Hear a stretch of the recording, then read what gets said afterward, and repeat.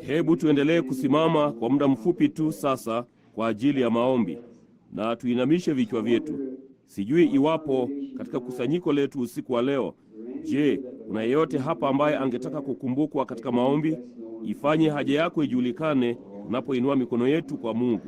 Vema. Baba yetu wa mbinguni, tunaukaribia utakatifu wako mkuu usiku wa leo katika jina la Bwana Yesu, tukiwa na ahadi hii ya kwamba ukiomba Baba lolote katika jina langu mtapewa. Tunajua hiyo ni kweli kwa sababu ni neno lako. Tupo hapa tukiwaombea watoto wako wagonjwa, tukijaribu kuona kile tuwezacho kufanya ili kuhamasisha imani. Ninaomba Baba kwamba wewe utatutia moyo kabisa usiku wa leo. Jalia kila haja iliyojulishwa kwa mikono hiyo, na labda wengine walikuwa na haja ambao hawakuinua mikono yao. Baba, ninaomba ya kwamba watajaliwa pia. Jipatie utukufu kutokana na kukutanika kwetu pamoja usiku wa leo. Katika jina lako tunaomba, amina. Mwaweza kuketi. Nafikiri ni mimi niliye na hatia ya kubadilisha hizi, lakini daima mimi huogopa kwamba upele wako wa sauti yangu sizungumzi kwa sauti kubwa vya kutosha hata nyinyi. Je, mnaweza kunisikia vizuri huko nyuma sasa? Nyuma kabisa. Je, mnaweza kunisikia vizuri? Naam, hilo ni jambo fulani, sivyo? Hiyo ni sawa. Sasa tunafuraha sana kuwa hapa tena usiku wa leo, kabla tu ya mkutano huu unaokaribia wa wafanya biashara wa Full Gospel. Tunatazamia baraka kubwa kwenye wakati huo. Naomba ya kwamba Roho Mtakatifu atafanya jambo miongoni mwetu usiku wa leo ambalo litatuinua sote mawinguni kama ilivyokuwa mkutano utakapoanza. Nasi mkutano si kuja kwetu pamoja sana sana ili kukutana mmoja na mwenzake, bali sisi kuja pamoja katika uwezo wa Roho Mtakatifu. Hilo ndilo huleta mkutano. Tunakuja kukutana na yeye. Hilo ndilo kusudi letu la awali la kukutanika, ni kukutana na yeye. Nina furaha sana usiku wa leo kuona jukwani wengi wa marafiki zangu ambao wameanza kukutana. Ndugu Roho, na nilikutana na ndugu King na ndugu Brown hapa, ndugu Clayton. Ni kila mtu, wote ni rafiki zangu, na hawa wahudumu wema jijini hapa ambao nimekuwa na ushirika huu pamoja nao kwa miaka mingi, na kwa hakika tuna shukrani kwa kila mmoja wao. Na sasa sijui tu kwamba ratiba ikoje, bali nina kwa ajili ya ibada, tukiwa na wanaume hapa kama ndugu Brown na watu hawa kuhubiri, ina hakika mnaenda kubarikiwa na mahubiri katika wakati wa mkutano. Kwa namna fulani nimetoa nadhiri kwamba badala ya kuwaweka watu kuchelewa sana, ningeweka muda zaidi kuwaombea wagonjwa. Kila mmoja labda ambaye amekuwa kwenye mikutano wanajua aina ya mikutano hii ilivyo, wanajua kile ambacho hufanyika. Kwa hiyo basi sijisikii kwamba niko miongoni mwa watu wasionifahamu au mtu fulani asiyefahamu maskini namna ya huduma ambayo Bwana amenipa leo hii. Kwa hiyo ninaenda tu kuufanya ujumbe wangu kwa rahisi sana kila usiku na kujaribu kuufanya dakika 30 ambapo tumekuwa tukiufanya saa 2. Kwa hiyo hilo ni nini kubwa, tofauti kubwa. Kwa namna fulani ni vigumu unapoanza kwenye wazo fulani kisha inakubidi kuachana nalo, bali kujaribu kuacha ushuhuda mdogo wa mambo yaliyotukia. Basi kesho usiku kunamaliza ibada zetu tangulizi kabla ya mkutano kuombea wagonjwa. Jana usiku ilinibidi kuacha watu wachache sana ambao sikuweza kuwaombea. Tulikuwa na mstari wa maombi jana jioni na Bwana akayajibu kwa njia kuu. Mara nyingine ninaamini kwamba watu wengi sana waliponywa, lakini ilinilazimu kuacha wengi wao wakiwa wameshikilia kadi zao bado. Kwa hiyo niliahidi kwamba ningewaombea usiku wa leo, na hilo ndilo ninalokusudia kufanya. Na halafu kesho usiku tutawaombea waliobaki, Bwana akipenda. Mnaona?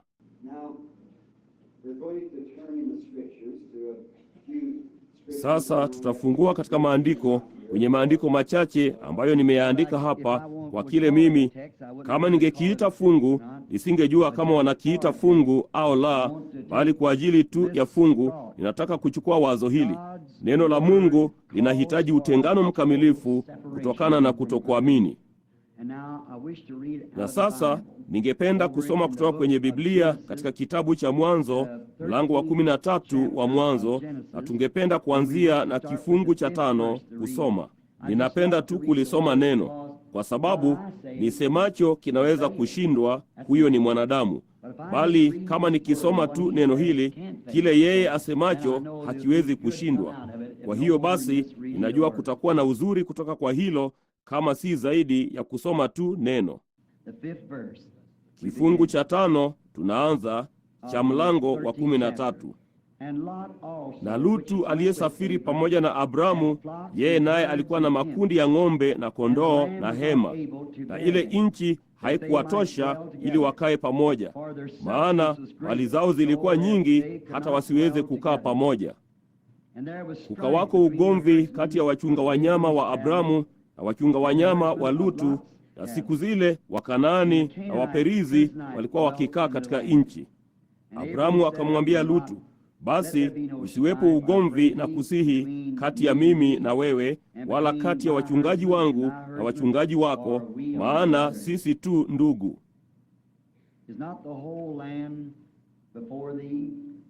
Je, nchi hii yote haiko mbele yako? Basi ujitenge nami na kusihi.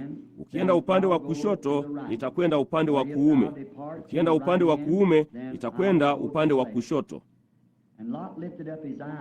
Lutu akainua macho yake, akaliona bonde lote la Yordani, ya kwamba lote pia lina maji, kabla Bwana hajaharibu Sodoma na Gomora. Ilikuwa kama bustani ya Bwana, kama nchi ya Misri hapo unapokwenda Soari.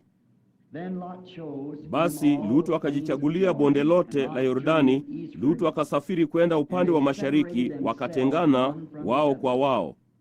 Abramu akakaa katika nchi ya Kanaani, na Lutu akakaa katika miji ya lile bonde, akajongeza hema yake mpaka Sodoma. Lakini watu wa Sodoma walikuwa wabaya, wenye kufanya dhambi nyingi sana juu ya Bwana.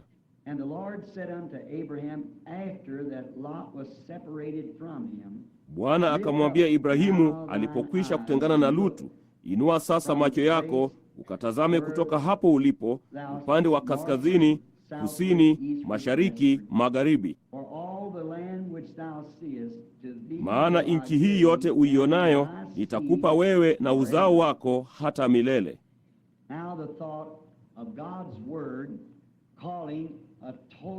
Sasa wazo la neno la Mungu kuhitaji utengano mkamilifu. Tunajua tu hili tunaposoma neno na kuliona neno likijidhihirisha lenyewe. Sasa hapo Mwanzo 1:3 tunapata hilo. Kulikuwa na giza juu ya nchi, na Roho wa Mungu alitembea juu ya maji. Kisha akasema, iwe nuru, na kukawa nuru. Na Mungu akaona kuwa nuru ilikuwa nzuri. Ndipo Mungu akatenganisha nuru kutoka kwa giza. Kwa hiyo neno la Mungu lilianza kutenganisha nuru kutokana na giza tangu mwanzo. Kwa hiyo inabaki hivyo hata wa leo. Kama nilivyosema jana usiku juu ya Yesu, wakati alipokuwa na umri wa miaka 12 pekee, na ikiwa ni kosa la mama yake ambaye anadaiwa na watu kuwa ni mama wa Mungu, na jinsi ambavyo mwanamke huyo alisema, Bwana, mimi na baba yako tumekutafuta kwa machozi. Ndipo upesi yeye akiwa ni neno kasema, hujui kwamba inanipasa kuwa katika shughuli za baba yangu? Mnaona, yeye alikuwa akimtangaza kuwa ni mwana wa Yusufu, lakini yeye hakuwa mwana wa Yusufu. Kama angalikuwa mwana wa Yusufu, angalikuwa pamoja naye, lakini yeye alikuwa pamoja na baba katika shughuli zake. Kwa hiyo neno daima husahihisha, na daima ni sahihi, nalo neno litasahihisha kila kosa daima. Sasa wakati dunia ambayo Mungu alikuwa anaenda kutumia dunia, nayo ilikuwa katika giza totoro, Roho wa Mungu akanena na kusema, iwe nuru, na yeye akatenganisha nuru kutoka kwa giza. Na imekuwa ikifanya hivyo tangu wakati huo, kutenganisha nuru na giza. Neno la Mungu pia lilitenganisha maji na nchi kavu hapo mwanzo.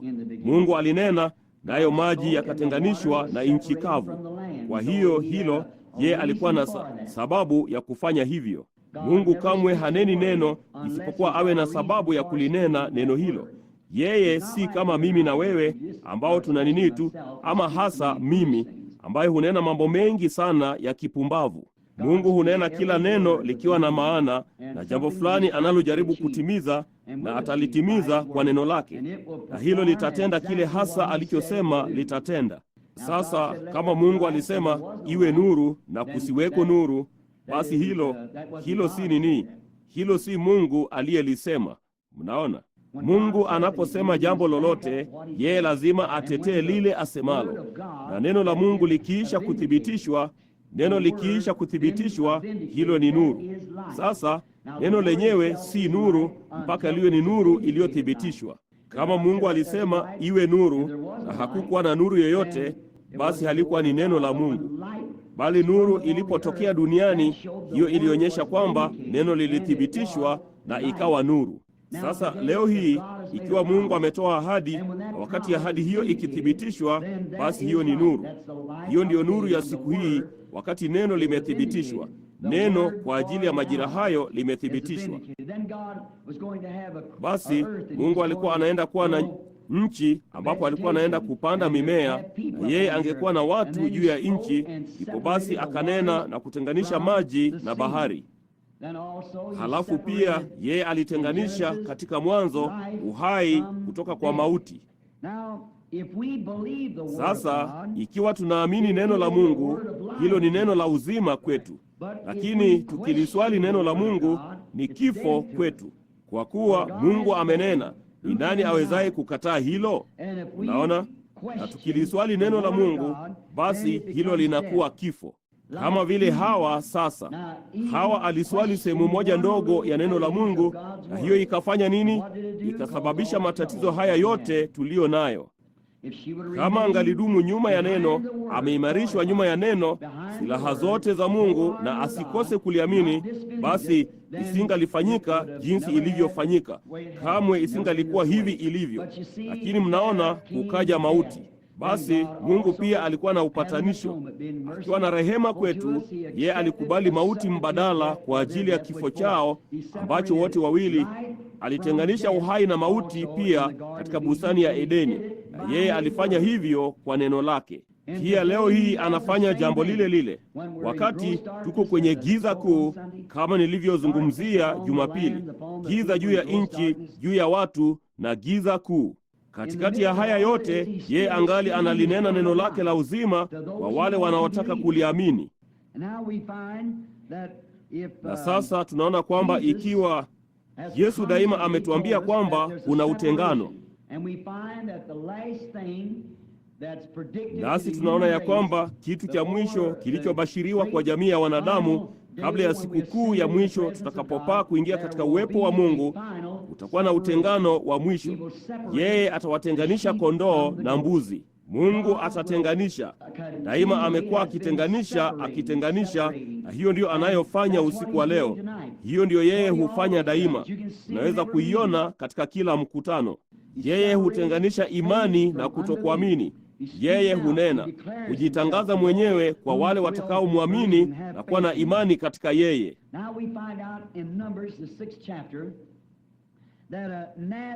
Sasa tunapata ya kwamba katika Hesabu mlango wa 6 kwamba wito wa kinadhiri ulikuwa watenganishe na ulimwengu wote kwa neno la Mungu. Huo ni wito wa kinadhiri, kutenganishwa. Tunaona kwamba Samsoni alikuwa mnadhiri kwa Bwana, naye alitenganishwa kwa alama. Nayo alama hii ilikuwa kwamba ilimpasa kuwa na nywele zake ndefu zikiwa na vishungi 7. Ilikuwa ni alama ya utengano, kwamba aliitwa kwa kusudi. Nami sitaki nianze juu ya hili, kwa sababu nilisema kwamba hilo nilikuwa tu ninaenda kuzungumza kwa dakika chache. Lakini nafikiri leo hii tunapowaona dada zetu wakiwa na nywele ndefu kama Biblia ilivyosema inawapasa, nafikiri ni alama ya kinadhiri kwamba wanataka kumfuata Bwana. Na ninajua hilo linasikika lisilovutia, na ninataka hilo lizame ndani. Naona kwa sababu ndivyo lilivyo. Inaonekana kwamba fulani anajaribu kutimiza jambo fulani ambalo Mungu aliwaambia wafanye. Haijalishi gharama ulimwengu unayosema kuhusu hilo huko nje, ama ni wangapi wanaodhihaki au wenye kucheka ama wakosoaji. Hayo hayamsumbui mtu aliyetenganishwa kabisa na mambo ya ulimwengu kwa mambo ya Mungu. Watalitii neno na kujitenga na mambo ya ulimwengu, kwa sababu neno huwatenganisha. Ninajua wanakabiliwa na kukosolewa, lakini iwapo hatukukosolewa, basi kungekuwa na kasoro fulani. Ulimwengu daima unawajua walio wake. Bali kama nilivyosema kwamba, kumbukeni, kukosolewa kwa sababu ya neno la Mungu ni utungu tu wa kukua kwa neema yake. Inaonyesha kwamba umejitenga mwenyewe ili kuwa Mkristo, kutenda kama mmoja, kuishi kama mmoja, kutii kila amri ya Mungu. Nayo ni nadhiri ya mnadhiri, kujitenga, wito kutoka kwa Mungu unaokutenganisha na mambo ya ulimwengu. Ninaamini usiku wa leo kwamba kila mwanamume na mwanamke, kila mvulana na msichana aliyezaliwa na Roho wa Mungu ni mnadhiri kwa Bwana, kwa sababu wameyatenga mambo haya wenyewe kutoka kwa masumbuko ya ulimwengu na lolote ulimwengu utakalo kusema. Mnaishi katika jiji hili ambapo pana shule mashuhuri. Basi tunaona taifa letu likitoa wito kwa ajili ya kiwango cha juu cha elimu, ambacho ni sawa. Siwezi kusema lolote dhidi yake, ila kwamba elimu haiwezi kukupa wokovu. Mwanasayansi anaweza kupasua punje ya ngano na kukuambia ni kemikali ngapi mbalimbali zilizoko ndani yake, bali haiwezi kupata uhai ulioko humo ndani. Elimu inaweza kukusoma au kukufundisha hisabati, pia inaweza kukufundisha historia na chochote kile, bali haiwezi kukuletea nuru. Elimu yako haitafanya hiyo. Mungu anayo njia moja ya kukuletea nuru. Hiyo ni pale unapokuwa tayari kujitenga na mambo yote ya ulimwengu na masumbuko yote ya ulimwengu na kushikamana tu na neno la Mungu lililoahidiwa. Paulo alikuwa mnadhiri kwa Bwana. Alitengwa na kanisa lake la Orthodoksi kwa neno la Mungu aliye hai. Haruni alikuwa mnadhiri kwa Bwana. Alitengwa kutoka kwa ndugu zake ili kuyabeba mawe ya kuzaliwa na kuwa kuhani mkuu. Ni utengano mkamilifu. Hatupaswi kurudi ulimwenguni tena au kuwa na uhusiano wowote na ulimwengu, ila kujiambatanisha tu na Mungu. Yesu anakuja kwa ajili ya bibi harusi, mwanamke, kanisa lililotenganishwa na mambo ya ulimwengu au shughuli za ulimwengu. Ametengwa na mitindo ya wakati wa kisasa tunaoishi. Ametenganishwa na shughuli na mapokeo ya makanisa. Yeye ametengwa kwa ajili ya Mungu pekee, naye Mungu ni neno. Na kama mume na mke walivyo mmoja, vivyo hivyo bibi harusi na neno wanakuwa kitu kimoja, kwa kuwa neno linaishi kupitia bibi harusi. Hivyo ndivyo, hizo ndizo sifa zake. Huo ndio utambulisho wake. Kama ningeweza kutoa PhD au LLD na kukuonyesha sifa zangu kutoka kwa shirika fulani au kutoka kwa shule fulani, shule hiyo ingetambua sifa hiyo. Lakini sifa pekee aliyonayo mwaminio ni neno la Mungu likiishi ndani yake, ikionyesha kwamba Yesu Kristo anaishi ndani ya mtu huyo. Huyo ni mnadhiri aliyetengwa kwa Bwana, aliyetengwa kwa ajili ya neno. Biblia ilisema neno la Mungu ni kali kuliko upanga ukatao kuwili, kukata hata kugawanya na mafuta ya mfupa na kuyatambua mawazo ya moyoni. Hiyo ndiyo sababu Yesu angeweza kuangalia watu na kujua kile walichokuwa wakiwazia. Yeye alikuwa ni neno. Sasa Adamu wa kwanza aliyezaliwa duniani, ama si kuzaliwa bali kuumbwa na Mungu, Adamu wa kwanza alijitenga kutoka kwa neno kuambatana na mke wake. Sasa angaliweza kukaa na neno kama angalitaka kufanya hivyo, bali alijitenga na neno ili kuambatana na mke wake. Hivyo hasa ndivyo mshiriki wa kanisa wa kawaida baridi afanyavyo leo, hujitenga kutoka kwa neno la kweli lililo hai ili kushikilia kanisa lao, ambapo nini? Hawa aliweka swali juu ya neno, ikiwa Mungu angeadhibu au la. Shetani aliweka swali, Hawa akaliamini. Ndipo basi, wakati kanisa leo hili linaweka swali juu ya neno, je, ni yeye yule? Je, angali hai katika kanisa lake na kufanya ishara zake na miujiza aliyofanya wakati alipokuwa hapa duniani, ambayo kwa hakika kabisa alituahidi katika Yohana Mtakatifu 14:12, je, aniaminiye mimi, kazi nizifanyazo yeye naye atazifanya pia, hata kubwa kuliko hizi atafanya, kwa kuwa ninaenda kwa Baba yangu. Ishara hizi zitafuatana na hao waaminio, zitafuatana nao. Swali ni kwamba kwa watu leo hii, je, kweli anamaanisha hivyo? Halafu unapokubali yale kanisa lisemayo, je, kweli anamaanisha hivyo? Ndipo unajiweka katika hali ile ile aliyojiweka Adamu, na kujiunga na mwanamke wa kanisa la ulimwengu huu, na kujitenga kutoka kwa baraka ambazo Mungu amemwahidi kila mwaminio ambaye atajitenga na ulimwengu na kuja kwa neno. Sasa hiyo ni kweli. Sisi tumekuwa na majaliwa ya kuishi katika siku ambayo kwamba neno la Mungu ambalo tumeona limegawanywa kupitia kila wakati kwa ajili ya mambo fulani kutukia. Basi wakati hili limekusudiwa, mwingine mtu anashangaa jinsi litakavyotendeka. Maprofesa wana wazo lao wenyewe, bali katika nyakati hizo Mungu daima amemtuma nabii wake, nalo neno la Bwana humjia nabii na kuthibitisha neno kwa ajili ya kizazi hicho. Nao manabii daima walikuwa ni mnadhiri aliyetengwa kutokana na kila kitu kingine ili kulitii neno la Mungu. Hivi hamkumbuki kile Petro na Yohana walichosema, je, yatupasa kumheshimu mwanadamu ama Mungu? Wakati walipowaswali kuhusu tukio la Pentekoste. Sasa mtu wa kwanza alijitenga mwenyewe, Adamu wa kwanza, kutoka kwa neno kuambatana na mke wake aliyeswali kama Mungu alitimiza neno lake au la. Ni mfano mkamilifu jinsi gani wa mwaminio vuguvugu mwenye mawazo ya kimwili leo hii, ambaye angali anataka kuambatana na yale mapokeo yao yasemayo badala ya kuchukua kile neno lisemacho.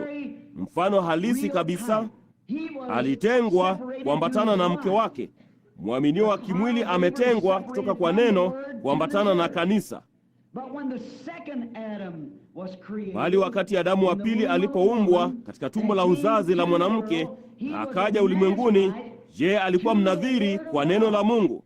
Alitengwa kutoka kwa ulimwengu kuambatana na neno.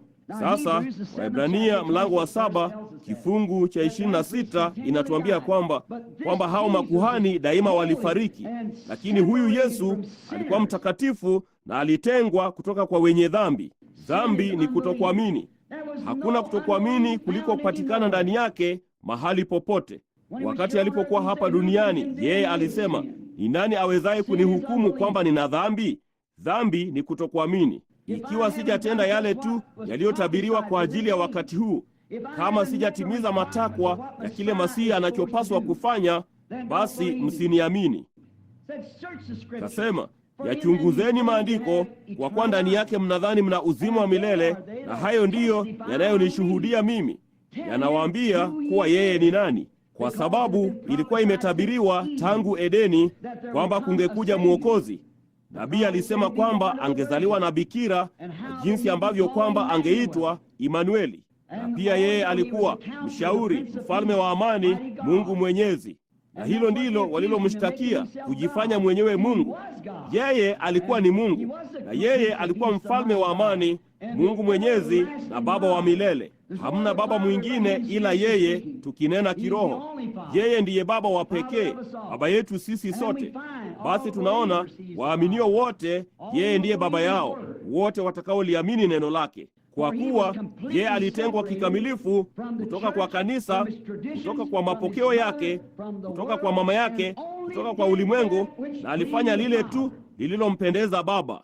Sasa yeye alikuwa ni mtu tofauti na Adamu. Haijalishi kile mtu yeyote alichouliza kwake yeye, neno lilikuwa daima ni neno kwanza, naye alithibitisha kwamba neno lilikuwa sahihi. Wakati shetani alipojaribu kulipaka chokaa kwake na kusema imeandikwa, yeye alisema naam, na pia imeandikwa. Alimkabili shetani juu ya neno, kwa kuwa hilo ndilo alilokuwa neno. Katika Biblia Yohana wa kwanza, Mtakatifu Yohana mlango wa kwanza kasema, hapo mwanzo alikuwako neno, naye neno alikuwa pamoja na Mungu, naye neno alikuwa Mungu, naye neno akafanyika mwili akakaa katikati yetu. Yeye yule jana, leo na hata milele. Daima ni uhusiano na neno la Mungu lililonenwa, ahadi ya Mungu kwa ajili ya siku hii. Ndipo wakati ikija ni isiyo ya kawaida sana, mpaka ni vigumu kwa watu kuielewa, kwa sababu tumefungwa sana katika kwa mifumo na mawazo yetu wenyewe, hata ni vigumu kwetu kuelewa iliyo kweli. Nafikiri wingi wa hiyo ungetumika kwa Yusufu katika siku za Mariamu katika ujauzito wake. Yeye alikuwa anaenda kuwa mama, naye Yusufu alimpenda na alitaka kuamini.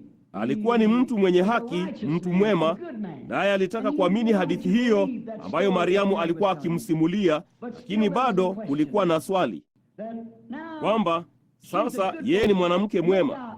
Hapana shaka Mariamu alikuwa amemwelezea kuzuriwa kwake na Gabrieli, naye alikuwa ni mtu mwenye haki katika ukoo wa Daudi. Na hata hivyo huyo mwanamke ilionekana kana kwamba alikuwa akijaribu kumtumia huyo mwanamume kama kinga, kumwondolea aibu, kwa sababu kama aliposwa na huyo mwanamume alafu akapatikana katika hali hii, ilikuwa sawa na uzinzi. Kumbukumbu la Torati inatuambia hivyo, na angepigwa mawe kwa sababu ya tendo hilo. Basi ilionekana kana kwamba alikuwa akimtumia huyo mwanamume kama kinga.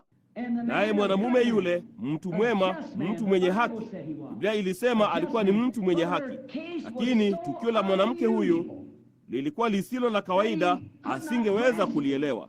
Angeweza kuangalia uso wake wa kupendeza na unyofu na uaminifu ambao angeusimulia hadithi yake, na hapana shaka ila angeenda nyumbani kwake ama kwenye karakana yake ya seremala aseme, siwezi kuona jinsi angeweza kunidanganya. Lakini kisa hiki si cha kawaida kabisa. Iwapo angalichunguza tu maandiko kwamba bikira atachukua mimba, mnaona, ilikuwa si ya kawaida kabisa kwake, kwa sababu ilikuwa nje ya mwelekeo wa mawazo yake, bali yeye alikuwa kabisa katika maandiko. Na ndivyo ilivyo leo hii, ndugu, kwamba nguvu za kufufuka kwa Yesu Kristo na neno lake lililoahidiwa la wakati huu ni lisilo la kawaida sana. Watu wazuri wanakwazika juu yake, si la kawaida kabisa. Wanasema wafu walifufuka, vipofu wanaona, viziwi wanasikia, Roho Mtakatifu anatambua mawazo, anabashiri mambo yanayotimia. Hayajashindwa hata wakati mmoja. Lo, wao hawawezi kulielewa, ni lisilo kawaida kabisa. Kwa hiyo wao wanasema vema, ni kuwasiliana kimawazo au ni pepo mwovu, kama tu walivyofanya siku ile. Kutokuwa kawaida kwa neno la Mungu. Lakini mtu anapozaliwa ulimwenguni kama mwaminio, anakuwa mnadhiri wakati akijitenga kutoka kwa chochote kilicho kinyume na neno, utengano mkamilifu. Yesu alisema, nilikuja kumtenganisha mtu na mke wake, kuivunja familia, na yeye ambaye hatachukua msalaba wake na kunifuata hastahili kuitwa wangu. Utengano kutoka kwa kila kitu chochote, kutoka kwa kanisa, kutoka kwa jamii, kutoka kwa imani fulani, ama kutoka kwa familia, au chochote ambacho kingeweza kusimama kati yako na kuamini neno lote la Mungu. Ikiwa nafsi yako haitaitikia kila ahadi ya wakati huu kwa amina, una kasoro mahali fulani, unahitaji kutenganishwa. Kwa hiyo Yesu alikuwa ni neno lililofanyika mwili, na yeye alitengwa kabisa kutoka kwa wenye dhambi wasioamini, hata neno lenyewe likabubujika kikamilifu na likapaa kabisa kupitia yeye, hata akasema, sifanyi lolote mpaka nimwone Baba akilitenda kwanza. Walikuwa wanauliza wakimswali kuhusu mambo, akasema, amin nawaambia, mwana hatendi neno mwenyewe, ila lile amwonalo Baba analitenda. Basi tazama, kila kitu alichosema kilikuwa kikamilifu. Nini tu, haikumbidi kuuliza kukihusu, kuwazia kukihusu, kilikuwa kikamilifu. Nayo kweli yake kamilifu daima ilitenganisha kweli kutoka kwa makosa. Hata vile nitakavyorudia kunukuu tena, mama yake alisema, mimi na baba yako, mbele ya wale makuhani ambao walikuwa wameshuhudia alikuwa ni mwana aliyezaliwa na bikira. Bali katika nyakati zake za huzuni, mvulana wa umri wa miaka 12 angewezaje? Wala hatuna taarifa yake hata kwenda shuleni. Akili yake ingewezaje kuwa nyingi hata kubishana na makuhani wenye hekima, watu wenye elimu? Na mbona wakati alipomwita huyu Yusufu kwani baba yake, upesi neno la Mungu, yeye alitenganishwa. Alikuwa ni neno, nalo neno likasahihisha kosa. Hamjui kwamba inanipasa kuwa katika shughuli za baba yangu? Huyo hakuwa tu ni yule mvulana mdogo wa miaka 12. Huyo alikuwa ni neno la Mungu akinena kupitia maskini kinywa chake cha kitoto, kusahihisha kosa, akitenganisha kama alivyofanya hapo mwanzo, giza kutoka kwa nuru, uongo kutoka kwa ukweli, mauti kutoka kwa uzima. Ni kutenganishwa. Daima neno uhitaji utengano kamili na mtimilivu, haidhuru. Yesu alisema, hebu neno la kila mtu liwe uongo, acha langu liwe kweli. Kote katika nyakati jambo hili limetendeka, ni kutenganishwa. Daima yeye huwatenga watu wake kutoka kwa kutokuamini. Alifanya hivyo wakati wa mwanzo, anafanya vivyo hivyo leo hii. Kila mmoja wa manabii alitengwa na kutokuamini. Wao sababu yao kufanya hivyo ni kwa kuwa neno la Bwana liliwajia. Sasa ninaamini katika usiku mmoja mahali fulani, labda ilikuwa hapa Jumapili ama jana usiku, ambapo nilikuwa nikizungumzia kile ambacho neno muonaji katika Agano la Kale lilimaanisha. Lilimaanisha mtu mtabiri, mtu ambaye angebashiri matukio ya baadaye yaliyokuwa yanakuja kutimia. Ndipo basi yalipotimia sawasawa bila kukosea, yakatimia hasa kama alivyosema. Basi Mungu alisema, msikieni mtu huyu, ama msikieni, mwogopeni, kwa kuwa niko pamoja naye. Basi alikuwa na tafsiri ya kiungu ya neno liloandikwa, kwa kuwa hiyo ilikuwa ni sifa yake ya utambulisho kwamba alikuwa ni nabii wa Mungu, nalo neno lilimjia. Hiyo ni kweli. Sasa utengano ilimtenganisha Isaya kutoka kwa ulimwengu wa kanisa. Ilimtenganisha Musa kutoka kwa ulimwengu wa kanisa. Iliwatenganisha kina manabii wote mashuhuri kote katika nyakati kutoka kwa ulimwengu wa kanisa, kwa sababu walikuwa na. Ilimtenganisha Yesu kutoka kwa ndugu zake. Iliwatenganisha mitume kutoka kwa kanisa lilokuwako siku hiyo, Mafarisayo, Masadukayo, watu mashuhuri, watu watakatifu, watu wema, watu wazuri, watu wanyenyekevu, watu waliokuwa na tunda la Roho zaidi sana ya yale Yesu aliyoonyesha. Lakini utambulisho wake ulikuwa ni nini? Kwamba neno lilikuwa pamoja naye. Neno lililoahidiwa la siku hiyo lilikuwa linaishi kupitia yeye. Alisema, ni nani kati yenu awezaye kunihukumu kuwa nina dhambi? Ni nani kati yenu awezaye kusema kuwa yale niliyosema hayajatukia? Hilo kwa sababu alionyesha kwamba yeye alikuwa ni mnadhiri wa Bwana aliyetengwa. Alikuwa ni Bwana mwenyewe katika mwili.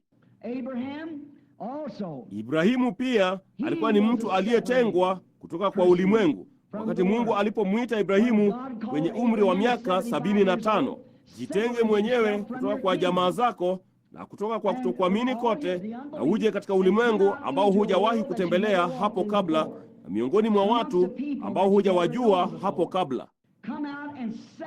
Toka na ujitenge na mtu yeyote ambaye atakuwa kinyume na yale unayoamini, ili uwe mnadhiri kwa Bwana, kwa sababu alikuwa anashikilia ahadi ya mwana. Ilimbidi kujitenga na baba yake na mama yake na jamaa zake. Basi ni kitu gani kilichomtenganisha? Si kwa sababu kwamba alikuwa ni mtu mwema, bali kwa sababu aliamini kwamba Mungu aliweza kutimiza ahadi aliyokuwa amempa. Ndipo wakati alipokuwa miaka 25 baadaye, naye mtoto alikuwa hajaja bado, Sara akiwa na miaka 90 naye 100. Ndipo wakati malaika wa Bwana alipomtembelea, ambalo Yesu alirejelea kwamba lingejirudia tena katika siku za mwisho, Mungu katika umbo la kibinadamu aliketi chini mbele zake na kuzungumza naye. Sara akiwa na umri wa karibu miaka 100 katika hema nyuma yake alicheka, kwa sababu malaika alisema, nitakuzuru kulingana na wakati wa ahadi. Naye akasema, mimi nikiwa mkongwe na niwe na raha tena na bwana wangu, huku yeye ni mkongwe. Basi mtu huyu ambaye alikuwa ni Mungu katika mwili akasema, kwa nini Sara akacheka ndani ya hema? Sasa alitoka nje mbio na kujaribu kulikana, lakini yeye akasema, naam, bali ulicheka, kwa sababu kwamba hakuamini hilo lingeweza kuwa sahihi. Sasa angalieni, Yesu alisema hilo lingejirudia tena. Kama ilivyokuwa katika siku za Sodoma, ndivyo itakavyokuwa katika kuja kwake Mwana wa Adamu. Kwa mara nyingine, Roho wa Mungu atakuja juu ya mwili wanadamu wapatikanao na mauti. Mtu huyo alikula nyama ya ndama, akanywa maziwa kutoka kwa ng'ombe, na kula siagi na mkate katika mwili wa kibinadamu. Na Ibrahimu alisema huyo alikuwa Elohimu, Mungu aliyedhihirishwa katika mwili. Yesu aliahidi kwamba Mungu kabla ya kuja kwake angedhihirishwa katika mwili wa kibinadamu tena. Huyo ni Roho Mtakatifu. Kuna Mungu mmoja tu akijidhihirisha mwenyewe, akitenganisha tena Lutu na Ibrahimu. Lutu alitaka ulimwengu. Mungu aliurarua ulimwengu wake na kumtenga Ibrahimu na Lutu. Lutu akiwa ni mfano tena wa mwaminio wa kimwili ambaye hakudhania mambo haya ni kweli. Yeye alienda tu huko chini Sodoma, na yeye hakuwa na ujasiri halisi wa kusimama jinsi tungeuita na kutaja kuwa sahihi kilicho sahihi na kosa kilicho kosa. Kwa hiyo akaenda huko chini. Hawa waaminio wote, kama vile tungeendelea kwa saa nyingi, hawa wote walikuwa ni kama lundo la chenji kutoka kwa mfuko wako katika mikono ya Mungu. Unatoa lundo la chenji, kuna mapeni, vijisenti, mashilingi, robo, nusu dola, dola, zote zikiwa ni sarafu. Sasa hivyo ndivyo ulimwengu ulivyo katika mkono wa Mungu. Kuna watu wengine ambao wanaweza tu kuwa na thamani yake ya peni moja, na Mungu anaweza tu kuwatumia kwa njia ya peni. Hayo tu ndio wanayoweza kununua. Usiwakatae. Ikiwa hawawezi kuamini kweli halisi, usiwakatae. Usiwatupe nje na kusema hawako ndani ya hilo, kwa sababu Mungu hutumia mapeni wakati mwingine. Lutu alikuwa ni peni tu, Ibrahimu alikuwa ni dola ya fedha. Kwa hiyo ilihitaji Lutu 100 kufanya Ibrahimu mmoja. Na vivyo hivyo inahitaji waaminio 100 wa kimwili hawatasimama uweponi mwa Mkristo halisi aliyetenganishwa na mambo ya kimwili ya ulimwenguni, anaishi ndani ya Kristo Yesu, ambapo neno laweza kufanya kazi kupitia yeye. Anaweza tu kuchukua thamani ya peni moja. Hiyo ndiyo tu alionayo. Kwa hiyo unawaona watu wanaosema siamini katika uponyaji, siamini mambo haya. Jua tu kwamba ni peni moja, lakini uachane tu naye. Unaona, thamani ya peni moja tu, na kwa hiyo hayo tu ndiyo awezayo kununua. Usimzuie, achana tu naye. Kumbukeni, huo tu ndio umbali awezao kufikia. Yusufu alitenganishwa na ndugu zake. Naam, kamwe sikumaanisha hiyo katika njia hiyo niliyoisema. Unaona, inamaanisha kama yeye tu ni vema, mimi ni mfuasi wa hili na hilo ndilo tunaloamini, ni peni moja tu, endelea. Unaona, peni moja tu, unasema vema, Bwana akubariki ndugu yangu. Unaona, huyo ni shaba nyekundu, hawezi kuwa fedha. Jambo ndilo hilo. Kwa hiyo liache tu liendelee. Mungu anaweza kumtumia. Lo, yeye anaitumia. Afadhali nimwone huko chini kanisani kuliko kuiona baa imesimama pale pembeni. Si ungetaka iwe hivyo? Hakika. Kwa hiyo achana tu nayo. Mungu anaweza kuitumia hata hivyo. Labda si sana, bali yeye atatumia kile anachoweza kutumia kadri watakavyomruhusu atumie. Kwa hiyo kwa namna fulani hiyo ni njia fidhuli ya kueleza chochote, bali mimi vema, natumai mnaipata kweli ninayomaanisha katika hilo, kile ninachomaanisha. Mnaona, hawezi kuamini katika utambuzi na nguvu za Mungu zilizoahidiwa kwa ajili ya siku hii. Wale Mafarisayo wasingeweza kuamini pia, wasingeweza kumwona Yesu kuwa ni Mungu. Lo la, unajifanya mwenyewe kuwa Mungu mwanadamu. Siku moja alikuwa amesimama pale baada ya kuzidisha boflo za mkate na kadhalika kwa ajili yao. Ndipo akasema, msipoula mkate wa mwili wa Mwana wa Adamu na kunywa damu yake, hamna uzima ndani yenu. Lo, ninawazia kusanyiko lake waliondoka wakamwacha. Mtu huyo anatarajia kuwa sisi ni wala watu, kula mwili wa mtu. Lo, huo ni wazimu. Madaktari na madaktari wa tiba na kadhalika walisema, mtu huyu ni mwenda wazimu. Hayo tu. Kuhani yuko sahihi. Mtu huyo ni wazimu. Ati atupe mwili wake tule.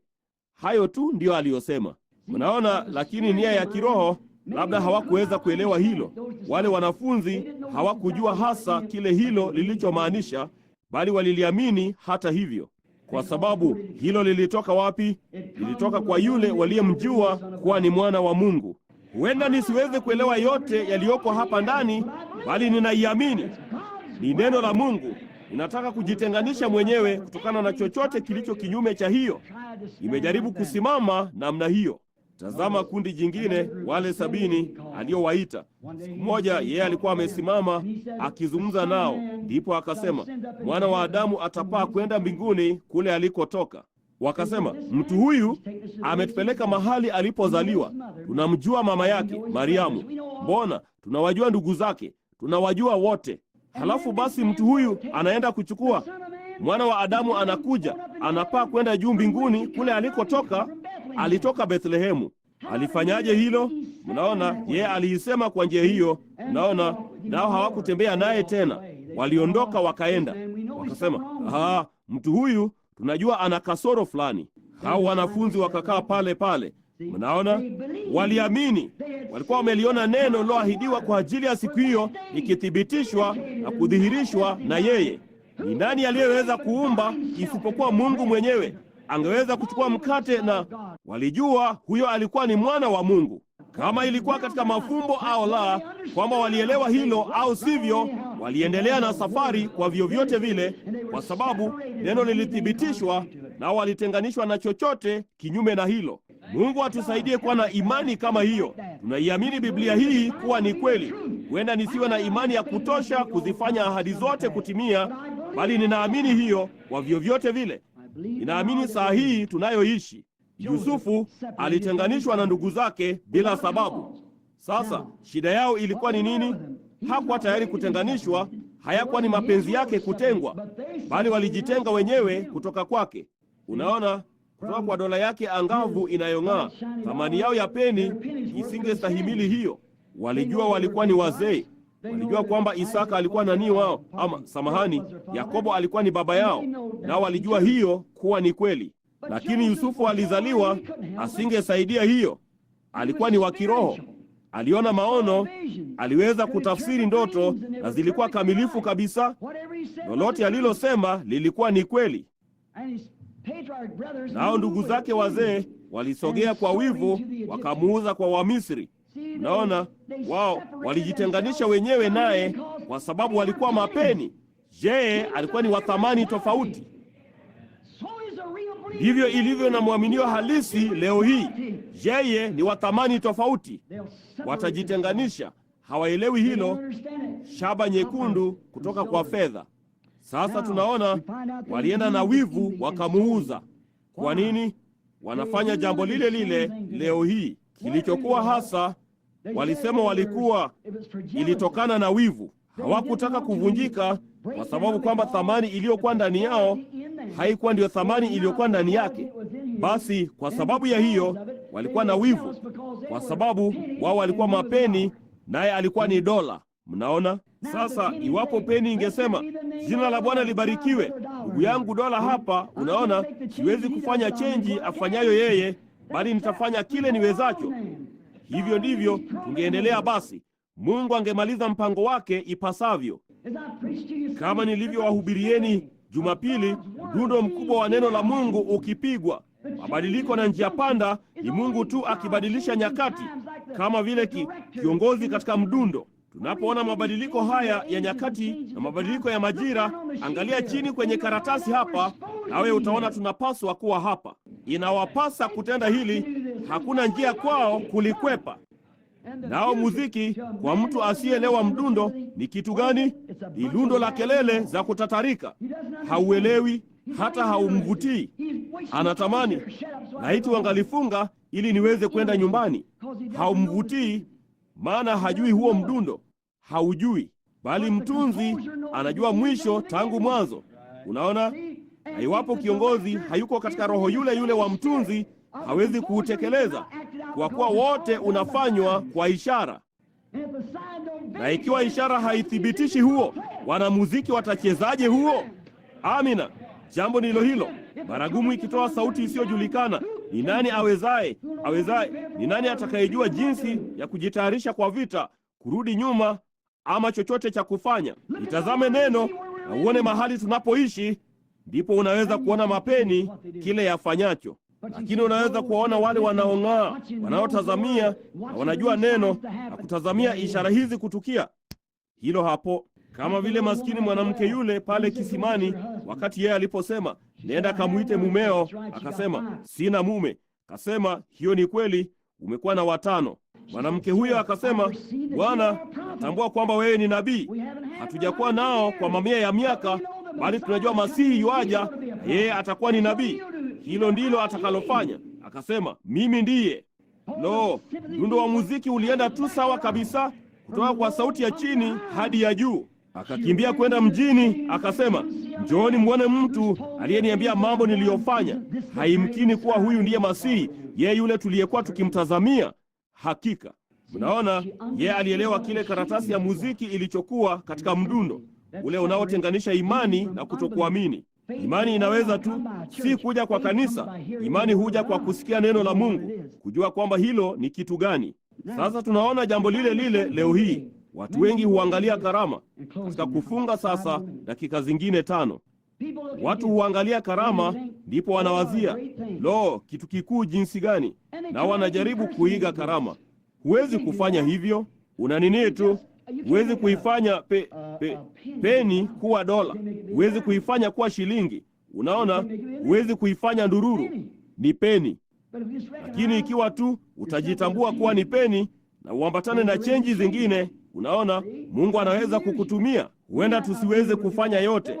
Hakukuwa na kila mtu. Wakati Mungu alipowaita Israeli kutoka Misri, haikumbidi kila mmoja wao kufanya jambo lile lile alilofanya Musa, bali waliliamini. Hiyo ni kweli. Walimwamini Musa kwa sababu walijua kwamba ilikuwa ni ishara ya majira hayo, na kwamba Mungu alikuwa amethibitisha kwamba alikuwa na neno lake. Wakasema, Farao anayo mikuki, akasema, lakini Musa analo neno lake. Jambo ndilo hilo. Kina Farao huenda wanajeshi, bali Musa alikuwa na neno kwa sababu alikuwa ni nabii wa Mungu. Nalo neno lilimjia na lilikuwa limethibitishwa kwamba hilo lilikuwa ni kweli. Ilikuwa ni Mungu aliye hai, yule aliyeweza kuchukua mavumbi na kuyarusha juu na kufanya nzi kutokea. Mwanadamu hawezi kufanya hilo. Kama mtu aliyesimama pale na kusema, kesho yapata wakati kama huu kutakuwa na nini na nini, na ikawa. Unaona, walijua Musa alikuwa na neno la Mungu. Haijalishi ni mikuki mingapi na magereza aliyokuwa nayo Farao, na ni motafali ngapi za kutengeneza, Musa alikuwa na neno. Kwa hiyo akaanza safari kwenda nyikani. Kulikuwa na mtu Dathani kasema, Musa anajitwalia mengi kupita kiasi. Sisi sote ni watu watakatifu, kwa hiyo sote tunapaswa kuwa na uwezo kufanya yale aliyofanya Musa. Ndipo Musa akasema, Mungu, vipi kuhusu hili? Akasema, jitenge, kaa mbali nao. Ndipo akaifungua nchi na kuwameza Dathani na kundi lake. Alitenganisha nuru na giza kwa kuthibitisha neno lake. Je, ni Mungu yule yule leo hii? Ninafunga. Nilikuwa nikiwaambieni jana usiku nilipokuja hapa kwa mara ya kwanza, hili si la kibinafsi. Kama unawazia hivyo, basi tafadhali yavute tu mapazia kwa moyo wako. Ninasema haya kwa wale wanaoamini. Ilinenwa na kutaja hasa yale mambo ambayo yangetukia kote katika wakati, nanyi nyote ni mashahidi wa jambo hilo, kama mlivyoshuhudia jana usiku, kutokana na utambuzi kuendelea, na jinsi ambavyo kungekuwa na waigaji, miigo na kila kitu kikitukia. Bali jambo la mwisho kulikuwa kuwe na jambo kuu likitendeka.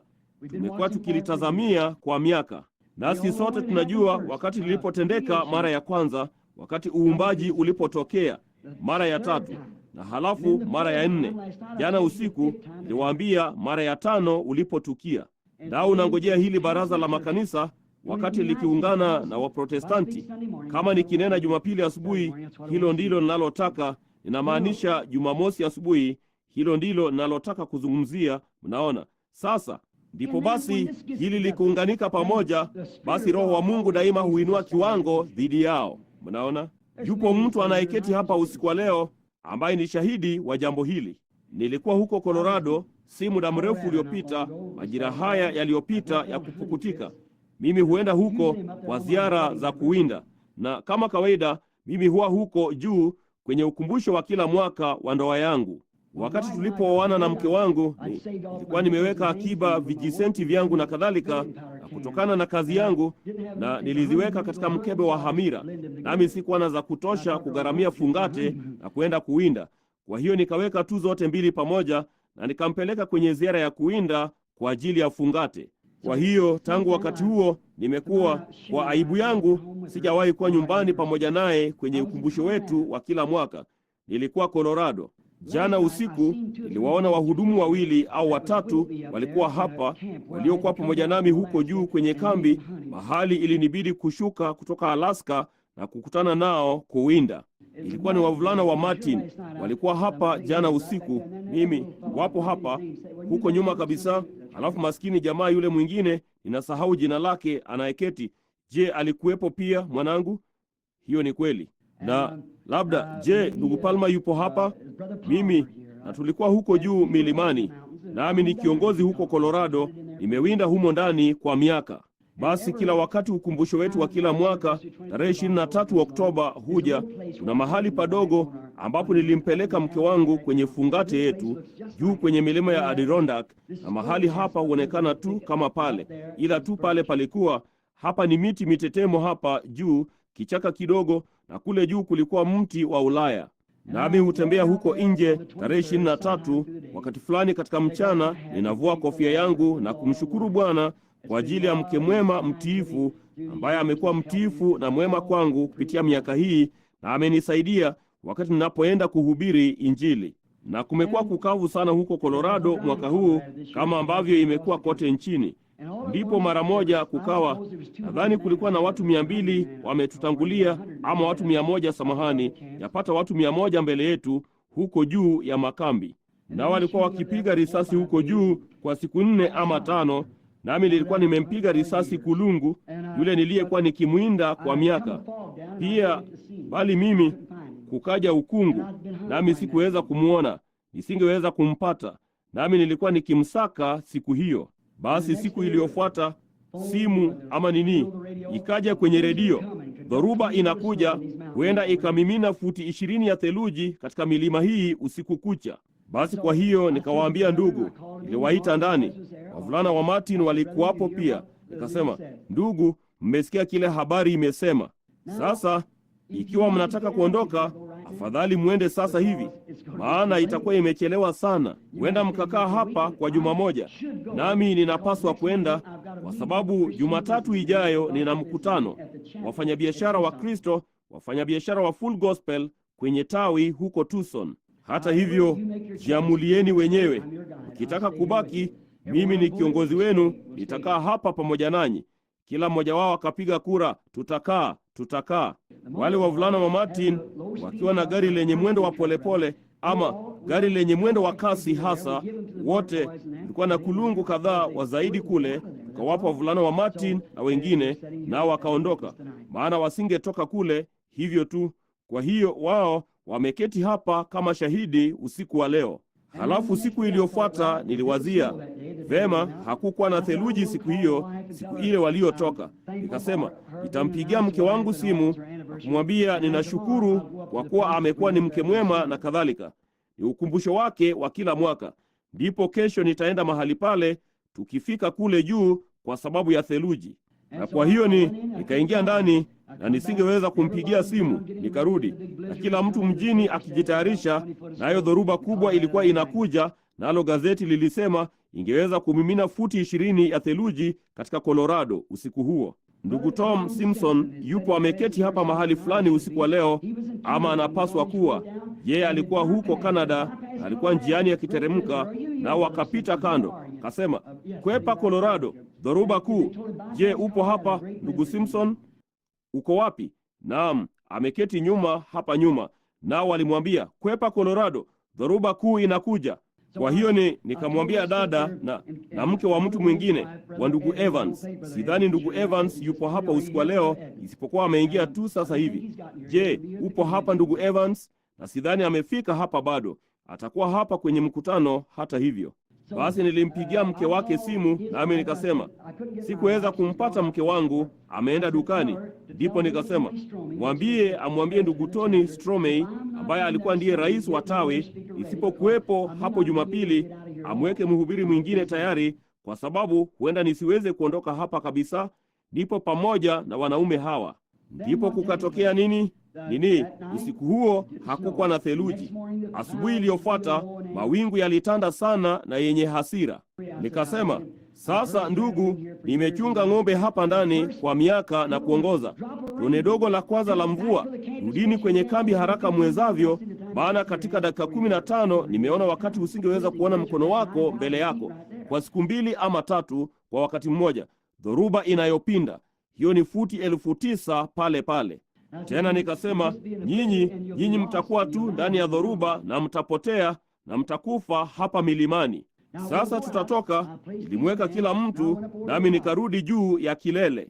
Ndipo nikasema, sasa msiningojee kuingia ndani, harakisheni tu mara tu inapoanza jembe ndogo ya kwanza ya mvua, kimbieni upesi kwenda kwenye kambi, na kwa sababu hamtaweza kuipata njia ya kurudi. Walisema wangefanya hivyo. Nilipanda juu, mbwa mwitu wakipiga makelele kila mahali, nami nilijua hali ya anga ilikuwa inaenda kubadilika. Ndipo mara moja mlipuko mkubwa wa upepo ukaja na mvua ya theluji ikaanza kunyesha. Ndipo nikasema, nadhani kila mtu anarudi. Vema, nilisimama na kuangalia kote. Nikawaza, laiti ningaliweza kumpata huyo kulungu kabla sijarudi, kwa sababu theluji itamfunika na hawatapatikana tena mpaka majira ya kuchipua. Kwa hiyo nikawazia, nilimsaka sana huyo kulungu, naye alikuwa ndiye kulungu wa kwanza niliyewahi kumwacha aende namna hiyo tangu niwe na bunduki hii ndogo iliyoua wanyama 55 kwayo. Ndipo nikawaza, vema, sasa ninachukia tu kumwona akitoweka namna hiyo. Ndipo kitambo kidogo tu, matone makubwa mno ya theluji yalionekana kama ratili 24 yakianguka tu kila mahali. Ndipo upepo ukaanza kuvuma, na ilikuwa vigumu kwangu kuona jinsi ya kutoka juu ya kilele hiki. Nami nilijua kukaa juu ya mgongo huu wa mlima, na iwapo ningeshuka na kufikia guba ndogo, ningeteremka kwenye hiyo guba mpaka nifikie kidaraja cha mguu. Ndipo ningepapasa kutafuta njia yangu ya kwenda juu mpaka nifikie mahali hema lilipokuwa. Hiyo ndiyo njia tu ungaliweza kutoka. Basi kwa hiyo nikawazia, kama nikisogea kwa njia moja ama nyingine, kwisha, hutapatikana. Kwa hiyo utafia pale pale ndani. Kwa hiyo nikaanza kuteremka chini ya mlima. Ndipo nikafika chini ya pata na kisia yadi 300 au 400 kutoka nilipokuwa. Sasa hii yasikika ya kushangaza, bali ninayo Biblia imewekwa hapa mbele yangu, Baba wa mbinguni akinishuhudia. Karibu nikiwa mbioni kujaribu kuepuka, upepo ulikuwa ukivuma kwa nguvu sana pale juu, nami ningeweza kuona yapata futi 20 mbele yangu katika vichaka vilivyokuwa ndani yake, miti, na upepo ukivuma na kupinda. Ndipo sauti ikasema, simama, rudi mahali ulipotoka. Vema, nikasimama. Nikawaza, labda hiyo ilikuwa tu ni sauti ya huo upepo. Sikuwa nikiwazia chochote namna hiyo. Ndipo nikangojea kwa dakika moja, na mmoja wa hao wavulana alikuwa ameniandalia sandiwichi, nami nikaitoa, na ilikuwa ni sandiwichi kweli kweli, nami ukinyesha huku ninatokwa jasho. Ilikuwa tu ni bonge kubwa la mkate, ilikuwa na nyama ndani mahali fulani. Vema, kidogo nilikuwa na njaa, kwa hiyo nikala kwa vyovyote vile. Nami nilikuwa nimesimama pale. Ndipo nikakizika kile kijipande kidogo cha karatasi. Kwa hiyo mnyama ataviona vitu hivyo, na chochote kilicho ustaarabu wanakimbia na kutoroka. Kwa hiyo nikasimama hapo kidogo. Ndipo nikawazia, vema, nitaendelea tu. Nikaanza kwenda. Ndipo dhahiri tu kama mnavyoisikia sauti yangu, kitu fulani kikasema, geuka na urudi mahali ulipotoka. Huyo angewezaje kuwa ni Mungu kiniambia niingie katika mtego huo wa mauti? Nikasimama hapo kwa dakika moja. Ndipo nikawaza, huyo ni yeye yule aliyesema kuhusu wale kuchakulo, yule niliyewaambia kumuhusu jana usiku kuhusu mke wangu. Sauti tu ya kibinadamu. Yule yule aliyeniambia nilipokuwa mvulana mdogo, usinywe pombe wala kuvuta sigara, na mambo haya yatakayotukia katika siku za mwisho. Mungu, nami nikisimulia haya huku Biblia ikiwa juu ya moyo wangu, ingenifaidi nini kuambia jambo lisilo sahihi na kujua kwamba naipeleka nafsi yangu kuzimu? Mnaona, ni kweli, si la kawaida, bali ni kweli. Vema, nikawaza, ninajua vya kutosha kuitii sauti hiyo. Ni kwa nini mimi? Yeye anayo sababu fulani kwangu kuenda huko juu. Labda ni wakati wangu kuondoka. Kwa hiyo nikageuka na kupenya kupitia nyikani mpaka nikafikia kule juu kwenye mgongo, tena juu kabisa, labda yadi 300, 400 juu, moja kwa moja juu ya mlima namna hiyo tena. Na ilikuwa nzito sana huko juu. Wakati huo nisingeweza kuona chochote, upepo nayo miti ikiinama tu na kujipinda. Ndipo nikaichukua bunduki yangu, nilikuwa nimevaa shati jekundu na kofia nyekundu, nikaweka bunduki isije nikaifanya darubini kujaa moshi ndani yake, kwa sababu dubu na kadhalika hutembea nyakati kama hizo, na pia simba, na kama ningekumbana na mmoja, darubini ilijaa moshi. Ndipo nikaishikilia tu juu namna hii, si karibu nami mahali ingejaa moshi, bali kuzuia ukungu usiingie ndani yake na unyevu kutoka kwenye theluji. Ndipo nikaketi chini ya mti. Nilikuwa nimeketi pale, nikawazia, vema, kwa nini yeye angetaka nije hapa juu? Ninashuku sana kama ninaweza kupata njia ya kushuka chini sasa. Ikiendelea kuwa ya kutisha sana. Niliweza kuona yapata futi 10 au 15 labda, na hata si umbali huo. Wakati mwingine si zaidi ya futi 5, na inazidi kuwa kali wakati wote. Vema, nikawaza, vema, yeye alisema nirudi. Yote nijuayo kufanya ni kuketi hapa. Na theluji wakati huo karibu inchi 1 ama inchi 1.5, labda inchi 2 juu ya inchi. Ilikuwa imechukua dakika 20 ama 30. Na ilikuwa inavuma kwa nguvu, ilikuwa inaipeperushia mbali pia. Nami nikaketi tu hapo kwa muda mfupi. Nikasikia sauti, akasema, mimi ndimi Mungu wa mbinguni aliyeumba mbingu na nchi. Nikaivua kofia yangu upesi, kofia, halafu nikakaa tu kimya. Ndipo nikasikiza tena, nikawaza, huo haukuwa upepo. Lo, ulikuwa unavuma ukipiga kelele. Ndipo nikaisikia tena, kasema, mimi ndiye yule aliyetuliza upepo juu ya bahari kuu. Mimi ndimi Muumba. Niliwaumba kuchakulo mbele yako. Nilifanya mambo haya. Nikasema, naam Bwana, ninakuamini wewe. Kasema, simama kwa miguu yako. Nikasimama kwa miguu yangu. Akasema, sasa nena na dhoruba, itafanya kile utakayoiambia ifanye. Sasa hiyo ni kweli. Mimi nitakapokutana nanyi kwenye hukumu, itanibidi kujibu kwa haya yote. Niliwazia yeye, nikasema, dhoruba, nenda mahali pako, koma. Najua wewe angaza kikawaida kwa siku 4. Na punde tu niliposema hivyo, mvua ya theluji na mawe ambayo ilikuwa nusura iniangushe kwa upepo ilikoma mara moja. Ndipo kwa dakika 1 ama 2 jua lilikuwa linaangaza moja kwa moja juu yangu. Ndipo nikaangalia chini kupitia milimani, nikaona upepo wa mashariki ukija.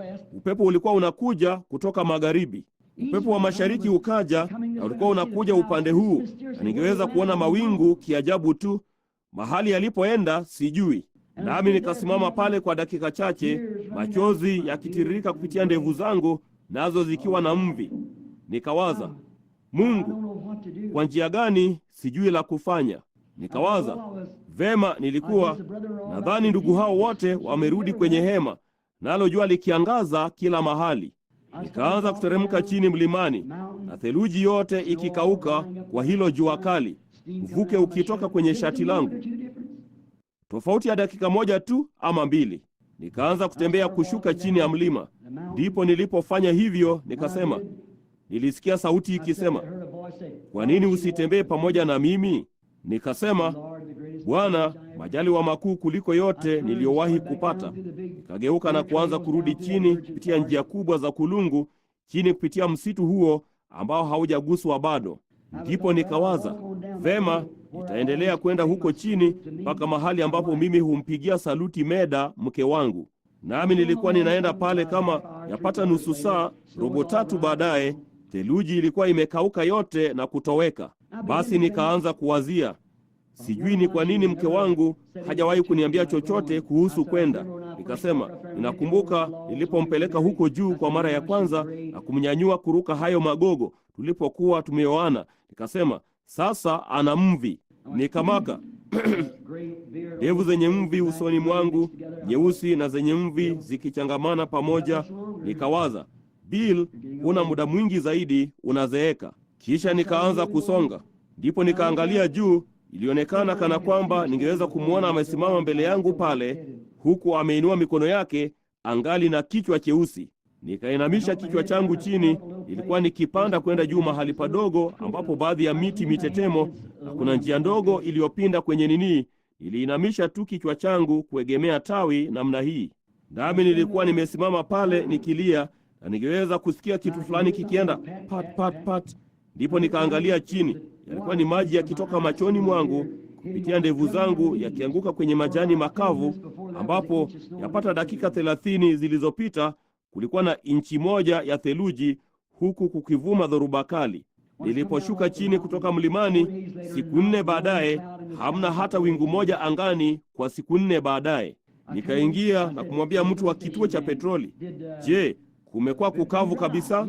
Naam, kasema. Unajua kitu cha ajabu sana, tulibashiriwa dhoruba hivi majuzi, na unajua ilikoma ghafla.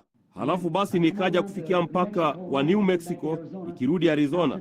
Ndipo nikamwambia Billy mwanangu, nikasema, hebu tuingie hapa ndani na tuone tu kama ilikuwa huku chini. Nikasimama hapo ndani. Ilikuwa ni Jumapili asubuhi. Nikanunua petroli. Naye mtu huyo akasema, vema, mmekuwa mkiwinda? Nikasema, naam bwana. Bahati yoyote? Nikasema, naam bwana, tulikuwa na wakati mzuri. Nikasema, kunaonekana kukavu sana. Naye akasema, naam, kumekuwa kukavu sana kote hapa. Akasema, tuliahidiwa theluji kubwa hivi majuzi. Tena akasema, unajua, dhoruba hiyo kweli ilianza na kwa njia moja ama nyingine ikatoweka. Lo jamani, lo jamani. Nilikuwa nimesimama kuegemea kando ya mti huu katika kufunga. Nikiwa nimesimama kando ya mti huu, nayo machozi yakidondoka kutoka machoni mwangu, nikawaza, Mungu, wazia tu, Mungu yeye yule aliyesema amani tulia kwa mawimbi na dhoruba zikamtii. Yeye angali ni Yesu, yeye yule yupo papa hapa mwituni pamoja nasi. Yeye angali ni neno. Maumbile yote hayana budi kulitii neno lake, kwa kuwa yeye ndiye muumba wa maumbile. Nikasimama pale, nayo machozi yakidondoka kutoka mashavuni mwangu. Na kwa yapata miaka 5 sasa, sijakuwa katika huduma za nje, nikienda tu kwenye makanisa na chochote nilichoweza. Nyote mnajua hilo. Na moyo wangu umekuwa na mzigo. Ningeenda hapa nje kuja Arizona, naye angeniambia mambo ya kufanya, ningeenda na kuyafanya, lakini inaonekana kama uamsho umeisha, nami nisingeweza. Sijui kilichokuwa kikiendelea. Moyoni mwangu ningetubu. Ningesema, Bwana, kama nimefanya chochote niambie, nitasahihisha. Nikiwa na mzigo wakati wote, hisi ya kutisha kabisa, na nisingeweza kuwa na ushindi niliyotaka. Mambo mengi makuu yeye alikuwa amefanya na kuonyesha, ambayo nyinyi nyote ni mashahidi, nikija hapa na kuwaambieni kuyahusu, kuona magazeti yakiyaandika na majarida na kadhalika, kuhusu mambo makuu ya kimbinguni ambayo yameonekana na kufanywa. Lakini moyo wangu ulikuwa ungali mzito, nami nilikuwa nimeegemea kwenye kichaka namna hii tu. Ndipo nikawaza, Mungu mkuu wa mbinguni, jua hilo lenye joto likiniangazia, hapana wingu mahali popote, na dakika chache zilizopita wewe ulilikanusha tu neno la mwanadamu. Maumbile yalifanya hivyo. Ingewezaje kufanywa Bwana? Yesu Kristo yeye yule jana, leo na hata milele. Ilikuwa ni neno lake ambalo wewe ulinifanya tu kulinena. Nikawaza, Baba, jinsi nilivyo na shukrani. Nikasikia kitu kikienda.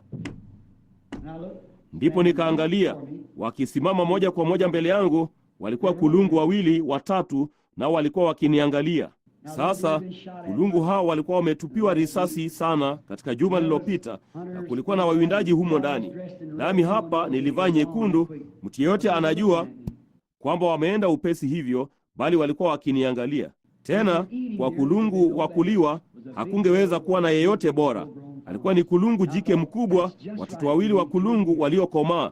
Ndipo nikawaza, hiyo ni sawa tu, tunahitaji kulungu watatu.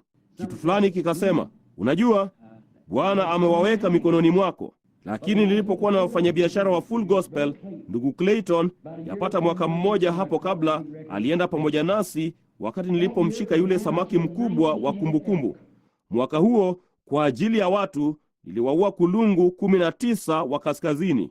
Nami wakati mwingine wafanyabiashara, samahani hili ndugu zangu, baadhi yao ni madaktari na mwajua hawezi kutembea, na wanene mwajua, na wengi wameketi kwenye dawati. Wanasema, Bili, niletee mmoja wa miaka miwili, niletee ng'ombe wa buluu, ninataka dume la paa, niletee chano kizima. Vema, nilikuwa tu na yubile kule nje nikipiga risasi kuwaua kulungu na kadhalika. Lakini Bwana aliniambia nisifanye hivyo.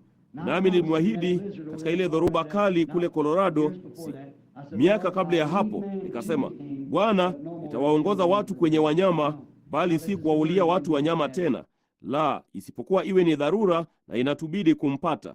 Na kama mnakumbuka, enyi wavulana, usiku kabla hatujaondoka, maskini ndugu pale chini ambaye hakuwa amepata kulungu, jina lake ni nani?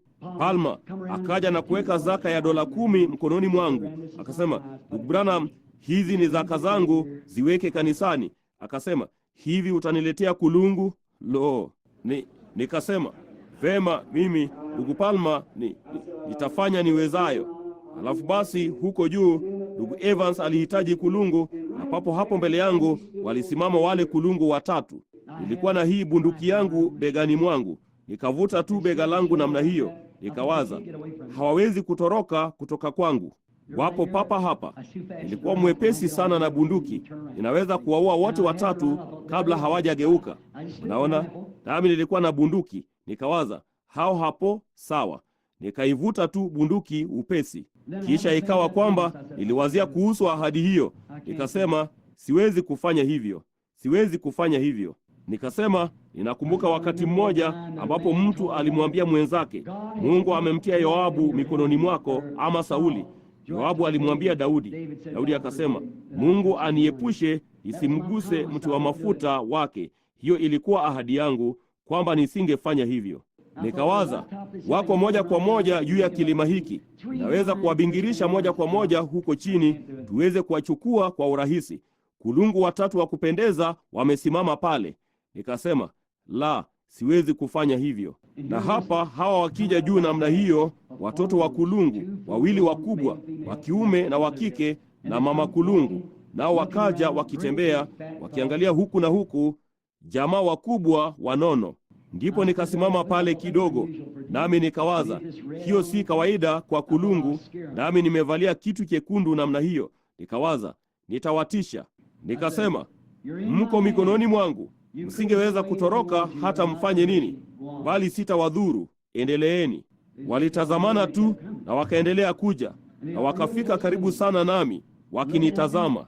Vema, nikaiweka bunduki chini. Nikasema, Mama, wachukue watoto wako na uendelee huko mwituni.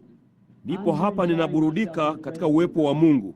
Niliahidi kwamba nisingeua wanyama kwa ajili ya wengine. Nikasema, sasa wewe wachukue watoto wako ukaende mwituni.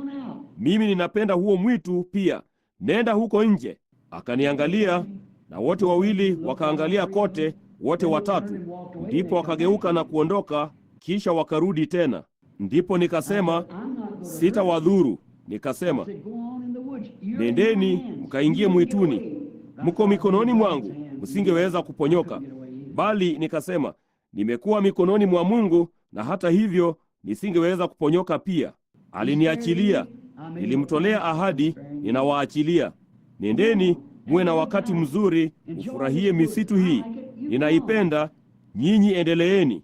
Wakasimama hapo kwa kitambo kidogo, kisha wakaja karibu kabisa, hata wangekula kutoka kwa mikono yangu. Wakageuka na kuniangalia wote namna hiyo, kisha wakaondoka. Wakasimama na kuangalia nyuma tena, wakaenda moja kwa moja kuingia mwituni. Nami nilikuwa nimesimama pale, nikawaza, hilo si kawaida kwa kulungu. Sijui kama ni kwa sababu Bwana Yesu yupo hapa, uwepo wake. Na papo hapo sauti ikanena nami, kasema, ulikumbuka ahadi yako, sivyo? Nilijua ilikuwa ni yeye. Nikasema, naam Bwana. Akasema, ndivyo nami nakumbuka yangu, sitakuacha kamwe, sitakupungukia.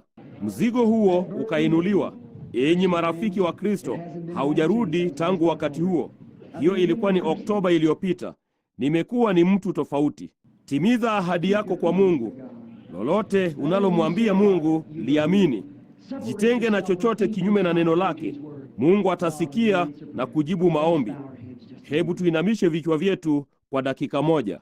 Je, uko tayari kujitenga mwenyewe usiku wa leo kutokana na kutokuamini kote kusikia neno la Bwana? Kama utafanya hivyo na kuamini kwamba ni yeye yule jana, leo na hata milele, mambo haya aliyoahidi kufanya tunamuona akiyafanya. Je, mtainua mikono yenu na kusema, Mungu, ninakutolea wewe ahadi usiku wa leo. Ninaamini kila kitu ambacho wewe uliahidi. Ninaamini kila neno, hata sitatilia shaka tena. Baba yetu wa mbinguni, wewe unajua hadithi hii kuwa ni kweli.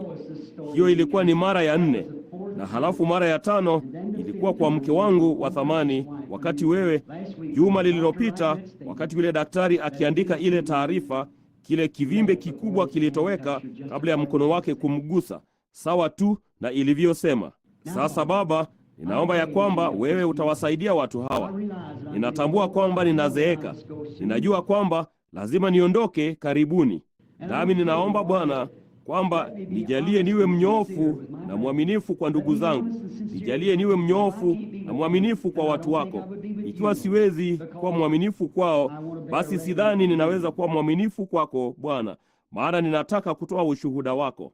Pia ninaomba ya kwamba wewe utajalia neno liishi sana ndani yetu usiku wa leo, hata utatujalia sote imani.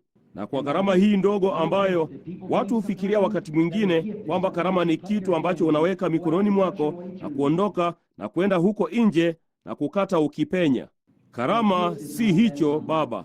Jalia waelewe kwamba karama ni kujiondoa mwenyewe njiani kusudi Roho Mtakatifu aweze kufanya kile yeye atakacho kufanya. Bwana, jalia tujiondoe njiani sasa, na hebu Roho Mtakatifu mkuu aje na kufanya kazi kupitia sisi. Pia jalia tuone usiku wa leo ahadi za Yesu Kristo, kwamba yule niliyemrejea hasa usiku wa leo Bwana, kwamba yule ambapo Mungu alishuka mbele ya Ibrahimu akadhihirishwa katika mwili na kutambua siri ya moyo, huyo alikuwa ni Mungu. Ndipo wakati yeye alipofanyika mwili akakaa katikati yetu, yeye alitambua siri ya moyoni. Nayo Biblia inasema kwamba neno la Mungu huyatambua mawazo yaliyoko moyoni. Hivyo ndivyo wanafunzi walivyojua kwamba yeye alikuwa ni Mungu.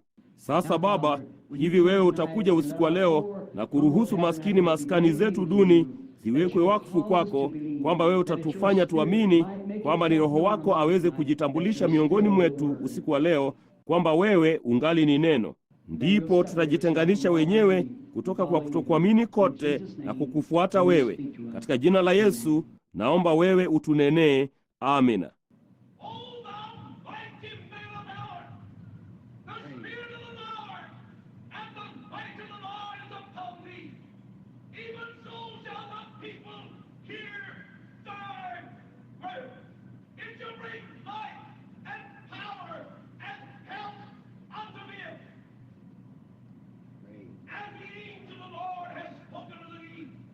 Even now does the Spirit of the Lord speak by this voice unto thee.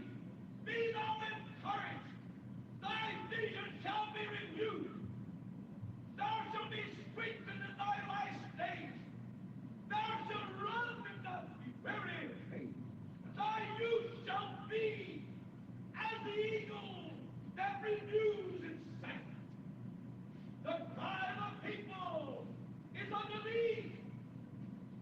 Thy burden bringeth life, as the dry and the barren earth waiting for the rain. The people long it.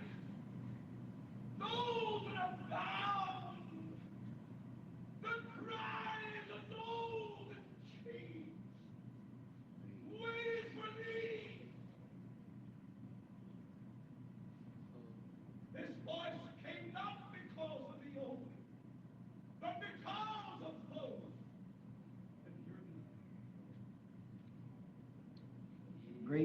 God of heaven, be merciful unto us. Mungu mkuu wa mbinguni, turehemu. Tusaidie, ee Bwana, kuzitii amri zako na ututumie kwa heshima yako. And we thank thee. Nasi tunakushukuru kwa maneno haya yanayotia moyo. Sasa jalia Roho Mtakatifu atembee kupitia sisi na kuthibitisha maneno haya katika jina la Yesu Kristo. Amina. Have faith in God. Don't doubt. Iweni na imani katika Mungu, msitie shaka. Iweni na moyo wa ushujaa, wakati wa kuja kwake unakaribia. Sasa usiku wa leo tuna makundi ya kadi za maombi. Ni wangapi humu ndani walio na kadi za maombi? Inueni mikono yenu. It would be hard. Ingekuwa vigumu kwangu kupitia kundi hilo pamoja na utambuzi kama Bwana atatupa huo, lakini hebu nichukue tu muda mfupi na niseme hili. Ni wangapi humu ndani ambao hawana kadi za maombi na unaomba ya kwamba Mungu atakuponya? How may Sasa hebu Bwana Mungu na asaidie kila mmoja wenu. I am your brother. Mimi ni ndugu yenu. Yesu ni mwokozi wenu. Mungu ni baba yetu. Sisi ni watu. Sisi si wa ulimwengu huu. Wakati tunapozaliwa na Mungu, sisi ni wa juu. Now, Sasa kabla hatujawa na mstari wa maombi waombea wagonjwa, na yupo mtu hapa jukwani usiku wa leo ambaye huwaombea wagonjwa pia, na wahudumu huko nje wanaowaombea wagonjwa. Sitaki kuacha dhana kwamba mimi ndiye pekee ninayewaombea wagonjwa. Unaona, Mungu hanini, si lazima anitumie. Yeye angeweza tu kukutumia wewe au yeyote yule. Jambo ni kuamini yale yeye aliyosema kuwa ni kweli. Bali sasa, kama nilivyosema katika thibitisho na yale yaliyosemwa, hebu tuinamishe tu vichwa vyetu kwa muda mfupi tu. Ninyi mnaoomba, nanyi ni wagonjwa wala hamna kadi za maombi, nyinyi ombeni na kusema jambo kama hili: Bwana Yesu, ninajua Biblia inasema kwamba maombi ya imani yatamwokoa mgonjwa, Mungu atamuinua. Na pia imesema kwamba Yesu Kristo yeye yule jana, leo na hata milele. Kama yeye ni yule yule, vema, basi itambidi kutenda vile vile, afanye lile lile. Na basi tena Biblia ilisema kwamba neno la Mungu lilikuwa kali kuliko upanga ukatao kuwili, na lilitambua mawazo yaliyokuwa moyoni. Tunajua kwamba wakati neno lilipofanyika mwili katika utu wa Yesu Kristo, mwana wa Mungu, hilo hasa ndilo Mungu alilotenda kupitia mwanawe. Yesu alisema katika Yohana Mtakatifu 14, kazi nizifanyazo nyinyi nanyi mtazifanya, hata kubwa zaidi na nyingi, kwa kuwa ninaenda kwa Baba yangu. Na sasa Biblia inasema pia katika kitabu cha Waebrania kwamba yeye ni kuhani mkuu sasa. Je, sisi sote tunaamini hilo? Hakika yeye ni kuhani mkuu awezaye kuguswa na mambo ya udhaifu wetu. Sasa yeye ndiye, si mimi ndiye, yeye ndiye. Hakuna mtu ambaye ndiye. Yeye sasa ndiye kuhani mkuu awezaye kuguswa na mambo ya udhaifu wetu. Sasa kama unajisikia na uko tayari kujitokeza na ukajiweka tu huru na kutokuamini kwako kwote na kusema, hebu nikuguse wewe, kuhani mkuu mashuhuri. Sasa ikiwa yeye ni kuhani mkuu na ni yeye yule jana, leo na hata milele, yeye atatenda kama alivyotenda wakati ule, kwa sababu ni yeye yule. Mwanamke alimgusa wakati mmoja, wakati yeye alipokuwa hapa duniani, kwa njia ya kuonekana kwa mkono wake. Yeye aliuhisi mguso huo, akageuka na kusema, ni nani aliyenigusa? Na wote wakakana.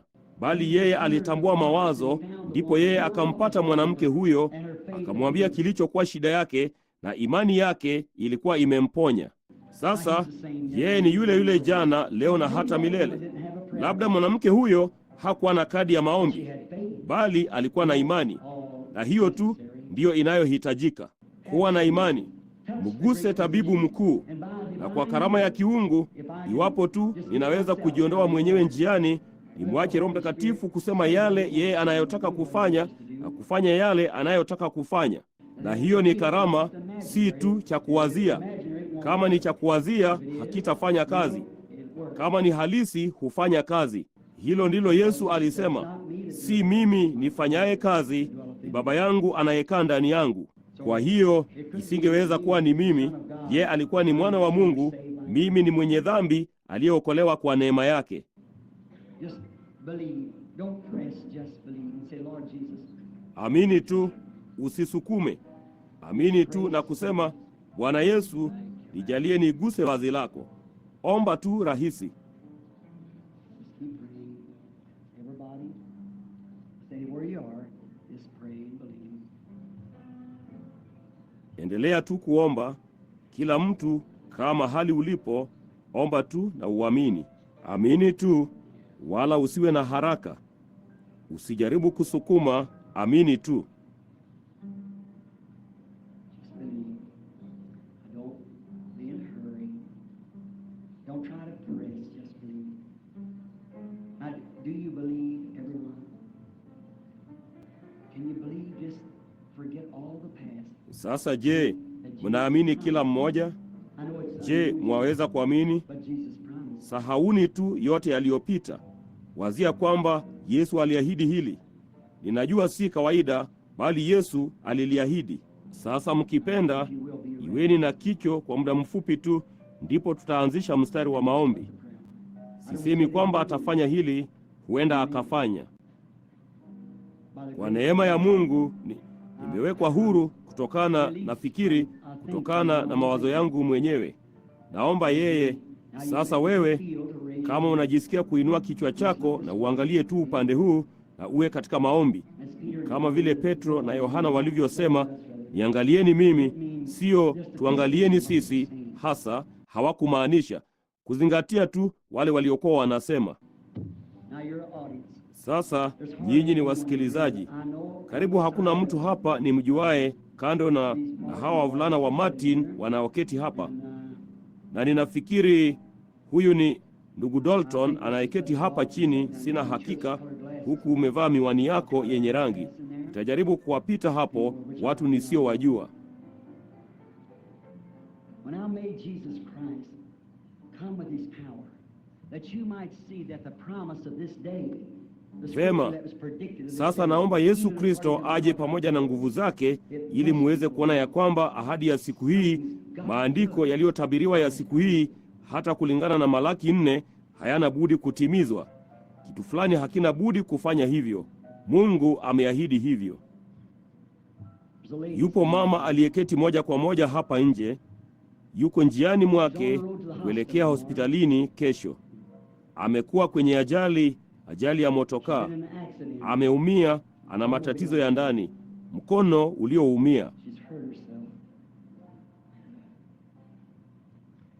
Got inward troubles, bad arm. Huna nini? You have a prayer card. Je, una kadi ya maombi mama? Huna.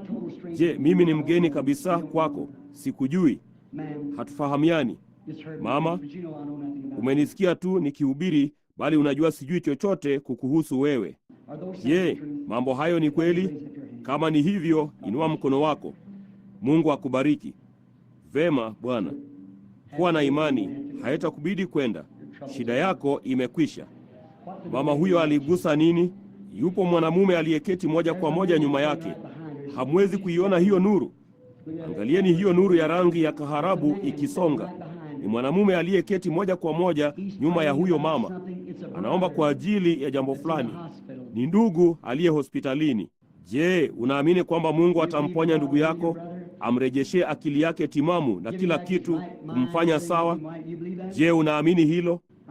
Mimi ni mgeni kwako. Hiyo ni kweli? Hiyo ndiyo amini. Vema, unaweza kuwa na huyo. Aligusa nini? Huyu hapa mama moja kwa moja nyuma ya hiyo aliyeketi hapa nyuma. Yeye ni, mnaona hiyo nuru? Unaweza kuona hiyo? Angalieni hapa, angalieni, kila mtu aangalie. Ona papa hapa namna ya duara inayoonekana ya kaharabu.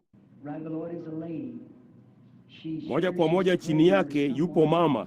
Yeye yupo hapa, anaomba kwa ajili ya mtu fulani. Ni watoto wawili, mjukuu, kitukuu. Mama huyo hatoki hapa, anatoka California na amekuja hapa akitaka maombi. Pia kuna mtu pamoja naye, ni dada yake. Yeye huketi moja kwa moja hapa nyuma.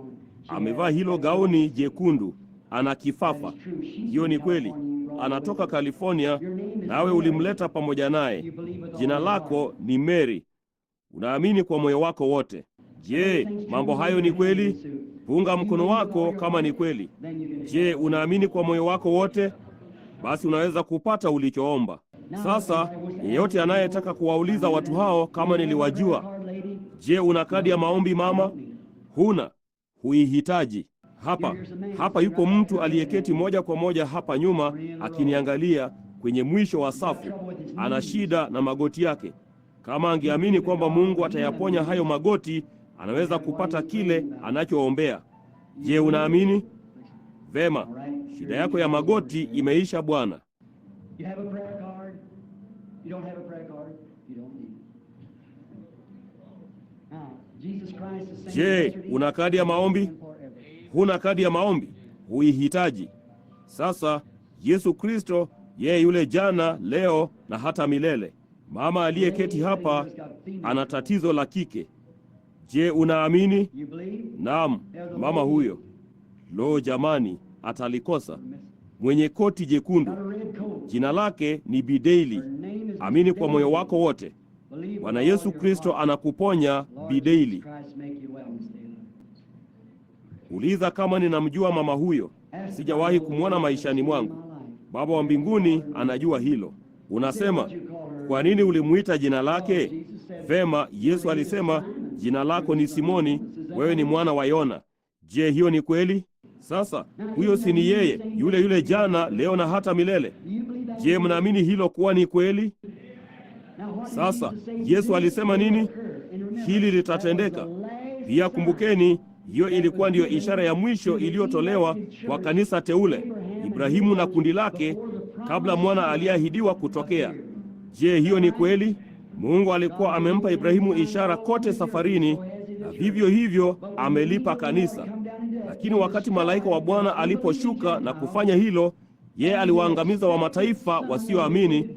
Ndipo mwana mtarajiwa aliyekuwa amengojewa akatokea, Isaka. Huduma hii itamalizika hivi karibuni, ndipo mwana anayetazamiwa atajitokeza mwenyewe. Kanisa limekuja kupitia kuhesabiwa haki kupitia Walutheri, utakaso kupitia wa Wesley, kuingia kwenye ubatizo wa Roho Mtakatifu kupitia wa Pentekoste, na sasa linamalizia kwenye huduma ya jiwe la kichwa, ikifananisha kila mara moja kwa moja hadi lile kamilifu. Kivuli kilichokuwa mfano kikifanyika kitu halisi, ndipo Yesu atakapokuja kulichukua kanisa lake siku moja, hao wanaoamini. Jitenge mwenyewe na kutokuamini na uamini usiku wa leo. Je, mtafanya hivyo? Hebu wale walio na kadi za maombi sasa kuanzia, naamini niliombea mpaka 25 jana usiku. Je, hiyo ni kweli? Nafikiri hiyo ndiyo iliyoandikwa namba 1, 25. Sasa 26, 27, 28, 30. Pangeni mstari hapa. Mkiwa na kadi za maombi namba 1, pangeni mstari upande huu hapa. Mtafanya hivyo sasa. Sasa tuna mstari wa utambuzi bila kadi za maombi, ili watu waseme nilikuwa nikisoma yaliyokuwa kwenye kadi zao za maombi. Kulikuwa na watu hao hawakuwa na kadi za maombi, ni watu tu walioketi hapo, na sasa inaendelea. Ni wangapi wamewahi kuona hiyo ikiendelea kwa nusu saa kwa wakati mmoja au zaidi namna hiyo? Mnaona, na mambo yanatendeka. Lakini mnaona, inatubidi kushikilia nguvu kidogo. Nina mikutano 40 na kitu mbele yangu, kote kufikia huko kusini. Na sasa songeeni hapa, enyi mlio na kadi zenu za maombi. Songeeni upande huu. Wote wenye kadi za maombi njooni upande huu hapa, kadi za maombi Sasa sisi tuliobaki, hebu tumwimbie Mungu amini tu. Je, mtafanya hivyo? Sisi sote pamoja. Amini hayo tu. Amini tu kitu gani? Amini neno lake. Amini tu. Mambo yote yawezekana. Amini tu. Amini tu.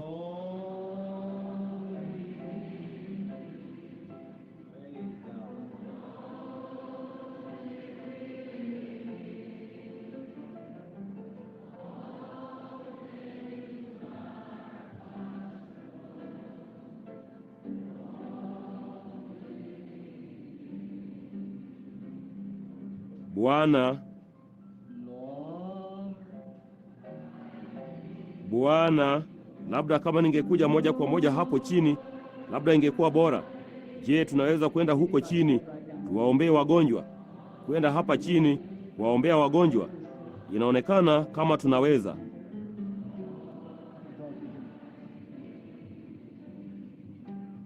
how many is interested? Ni wangapi wanatamani watu hawa waweze kuponywa? Now, Sasa mnaona, uponyaji ni wa Mungu. Je, hiyo ni kweli? Sasa kama Yesu angalisimama hapa usiku wa leo akiwa amevaa suti hii aliyonipa, na alikuwa amevaa suti hii mwenyewe nini, kama ungesema, Bwana, naomba wewe uniponye, yeye angesema, tayari nimekuponya. Alijeruhiwa kwa makosa yetu, kwa kupigwa kwake sisi tuliponywa. Je, hiyo ni kweli? Mnaona, yeye amefanya hivyo tayari, ni katika wakati uliopita. Unasema, Bwana niokoe, amefanya hivyo tayari. Haijalishi unalia kiasi gani au kuomba na kupiga kwenye dawati, haitakuokoa mpaka uamini na kukubali yale aliyokufanyia. Je, hiyo ni kweli? Ni kitu hicho hicho. Mimi siwaponyi watu, siwezi kuwaponya watu, lakini yeye angefanya nini? Kama yeye ni yule yule jana, leo na hata milele, angefanya tu kile alichofanya sasa, kwa kuwa hicho ndicho yeye aliahidi kwa ajili ya siku hii. Ni wangapi wanajua kuwa hicho ndicho yeye alichoahidi? Yeye ameahidi. Naam, Bwana aliahidi hicho katika maandiko yote. Nyinyi nyote chukueni kanda nyakati 7 za kanisa na kadhalika, muone mambo hayo yakithibitishwa kwa maandiko kwamba ni kweli. Sasa kwenu ninyi mnaosimama kwenye mstari huu wa maombi, kushuka kwenye mstari huo wa utambuzi, Yesu aliona ono moja, naye akasema, naona kwamba nguvu zimenitoka. Huo ni uweza. Hiyo ni kweli. Maono uko katika ulimwengu mwingine. Sasa yeye yupo hapa. Huyo ni yeye mliyemgusa. Mnaona? Sasa inatambulisha tu kwamba yeye yupo hapa pamoja nasi. Sasa ni wangapi watakaoamini kama tutatembea tu kupitia mstari huu na kuniacha niombe na kuwawekea mikono kisha urudi kwenye kiti chako? Je, mnaamini kwamba nikiwaombea hapa na halafu niwawekee mikono kila mmoja wenu atapona? Je, mnaamini huyo alikuwa ni Roho Mtakatifu hapa? Angeweza tu kuendelea kufanya hivyo. Kama mnataka kuachana na huo mstari na kuendelea tu kwa mengine zaidi, mbona tutafanya hivyo? Mnaona, hiyo ndiyo sababu Roho Mtakatifu yupo hapa. Mnaona, si nini, inategemea tu fikira zako kama ingekufanya uamini zaidi. Lakini watu wengi wamefundishwa wawekee mikono. Biblia ilisema yeye alilituma neno lake na kuwaponya. Vema, hilo ndilo alilofanya sasa hivi. Amelithibitisha neno lake, akalituma kwako, akalithibitisha, na hilo likawaponya. Mataifa alisema, Myahudi alisema, njoo ukaweke mikono juu ya binti yangu ataishi. Mrumi alisema, sistahili wewe kuja chini ya paa langu, sema tu neno. Aha, hilo ndilo nalojaribu kuwafanya kuamini. Mnaona? Bali kama unataka kuombewa na kuwekewa mikono, sasa ninataka kila mmoja wenu kujiunga nami katika maombi tunapowaombea watu. Hebu tuinamishe vichwa vyetu. Bwana Yesu, ninawaombea watu sasa. Wanajua kwamba wewe unasimama hapa. Wanajua kwamba wewe uko miongoni mwa watu. Basi watu hawa wanapopitia kwenye jukwaa hili usiku wa leo, jalia wasije kuja tu karibu nami mtumishi wako ama watumishi hao wengine wako wanaoketi hapa. Jalia watambue ya kwamba wanakuja kwenye hekalu la Mungu aliye hai, wanakuja chini ya ahadi ambayo Mungu alisema, ishara hizi zitafuatana na hao watakaoamini. Wakiweka mikono yao juu ya wagonjwa watapata afya. Yeye aliahidi hilo.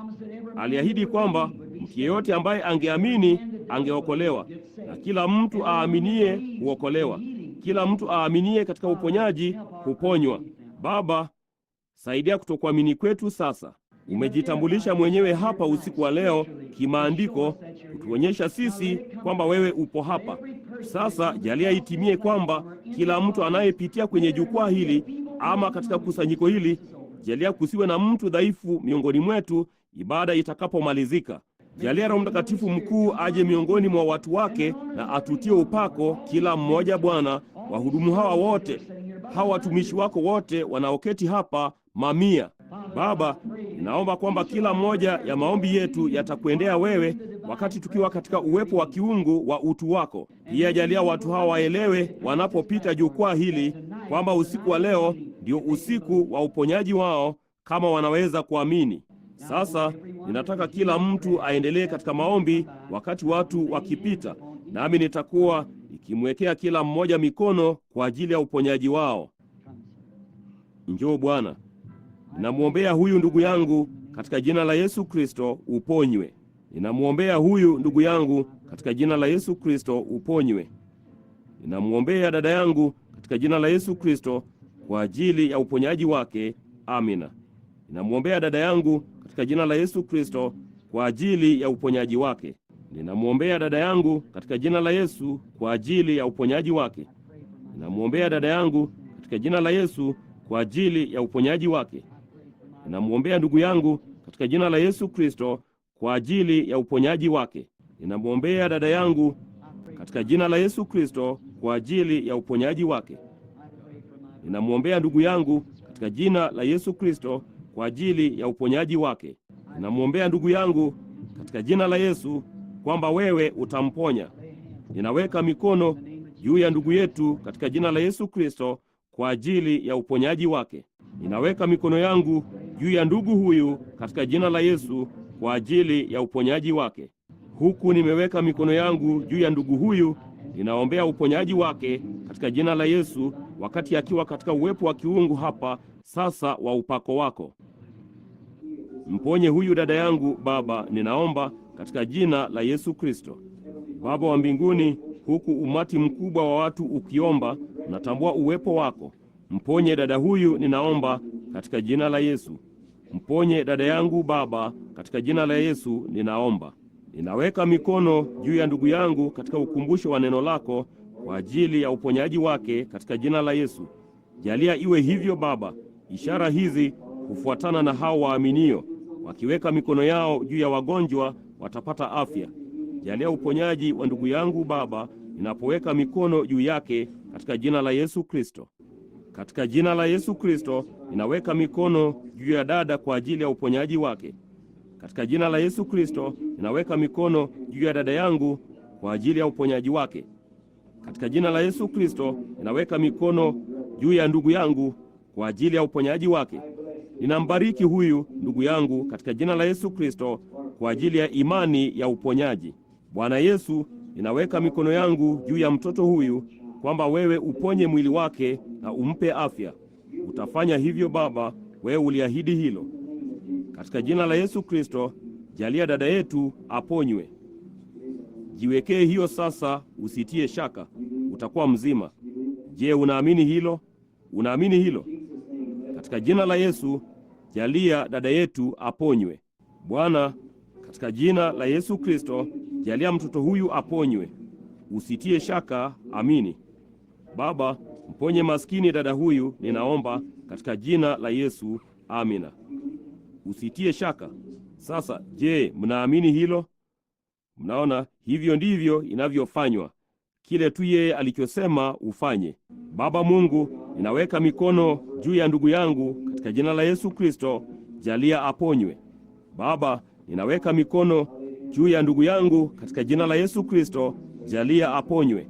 Baba Mungu, huku mikono imewekwa juu ya ndugu yangu, ninaomba katika jina la Yesu kwa ajili ya uponyaji wake. Vile vile juu ya ndugu yangu hapa Baba, nimeweka mikono yangu, ukumbusho wa neno lako, na kuomba kwa ajili ya uponyaji wake. Katika jina la Yesu Kristo, ninaomba kwa ajili ya uponyaji wa ndugu yangu. Katika jina la Bwana Yesu Kristo, ninaomba kwa ajili ya uponyaji wa dada yangu. Jalia iwe hivyo. Bwana, naomba ya kwamba wewe utamponya dada yangu katika jina la Yesu Kristo. Amina. Dada Shali, mbona ubarikiwe. Baba wa mbinguni, ninaomba kwa ajili ya dada yangu Shali kwamba wewe utamponya katika jina la Yesu. Amina. Baba wa mbinguni, ninaweka mikono juu ya dada huyu katika jina la Yesu Kristo kwa ajili ya uponyaji wake. Katika jina la Yesu Kristo, ninaweka mikono juu ya dada yetu kwa ajili ya uponyaji wake. Baba wa mbinguni, ninaweka mikono juu ya dada huyu. Ulisema tufanye hivyo Bwana. Nami ninafanya hivyo kwa sababu kwamba ninakuamini wewe. Ninajiunganisha mwenyewe, imani yangu, nafsi yangu pamoja naye, na kuomba kwa ajili ya uponyaji wake katika jina la Yesu. Amina. Juu ya mvulana huyu mdogo ninaweka mikono katika jina la Yesu na kuomba kwa ajili ya uponyaji wake. Ninaweka mikono yangu juu ya dada huyu katika jina la Yesu, ninaombea uponyaji wake. Baba wa mbinguni, ninaweka mikono juu ya dada katika jina la Yesu Kristo, ninaombea uponyaji wake. Baba wa mbinguni, ninaweka mikono juu ya msichana huyu mdogo katika jina la Yesu Kristo, ninaombea uponyaji wake. Wewe na mtoto wako. Baba wa mbinguni, ninaweka mikono juu ya mvulana huyu mdogo na kuomba kwa ajili ya uponyaji wake katika jina la Yesu. Amina. Baba wa mbinguni, ninaweka mikono juu ya msichana huyu mdogo katika jina la Yesu na kuomba kwa ajili ya uponyaji wake. Dada Waldrop, Mungu akubariki.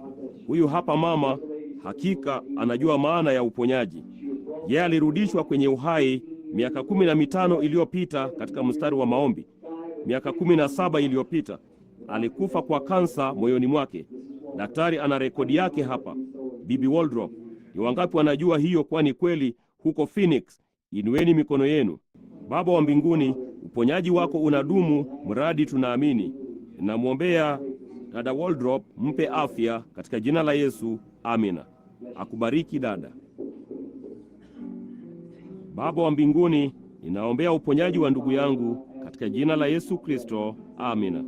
Baba, ninaweka mikono juu ya mvulana huyu mdogo katika jina la Yesu Kristo, ninaombea uponyaji wake. Amina. Baba, ninaweka mikono juu ya dada huyu katika jina la Yesu Kristo kwa ajili ya uponyaji wake. Baba wa mbinguni, ninaomba rehema na uponyaji kwa ajili ya dada yangu. Jalie usiku wa leo. Ninaweka mikono yangu juu yake kujiunganisha mwenyewe na maombi yangu kwa ajili ya uponyaji wake katika jina la Yesu. Amina. Baba wa mbinguni, ninaweka mikono juu ya dada yangu nikiamini maombi yangu. Yeye anaamini pia.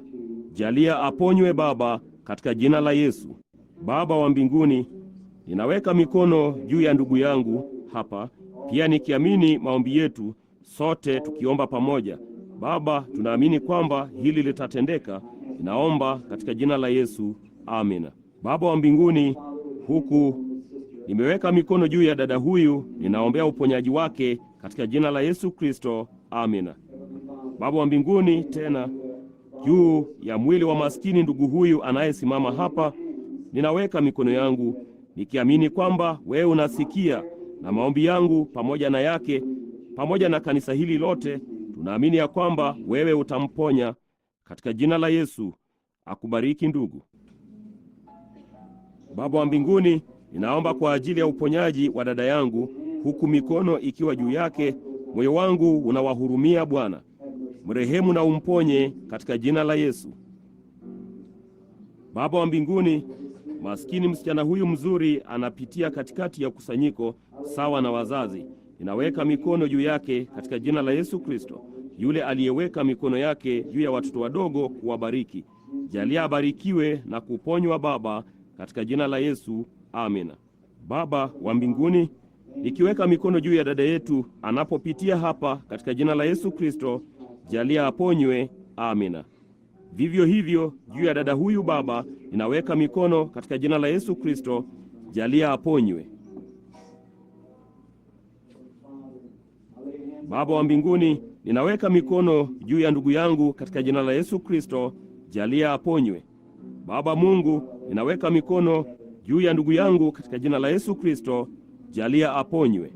Vivyo hivyo juu ya ndugu yangu hapa Baba, ninaweka mikono yangu katika jina la Yesu, jalia aponywe. Baba Mungu, katika jina la Yesu Kristo, ninaweka mikono juu ya dada yangu, jalia aponywe katika jina la Bwana Yesu. Samahani Baba, ninaweka mikono juu ya ndugu huyu na kuombea uponyaji wake katika jina la Yesu. Amina.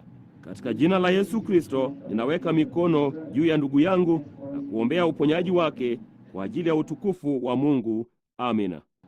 Baba yetu wa mbinguni, ninaweka mikono juu ya ndugu yangu na ninaombea uponyaji wake, nikiunganisha maombi yangu Bwana pamoja na maombi yake na maombi ya kanisa ambao wewe umewakusanya usiku wa leo.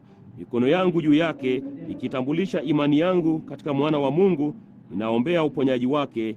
Amina.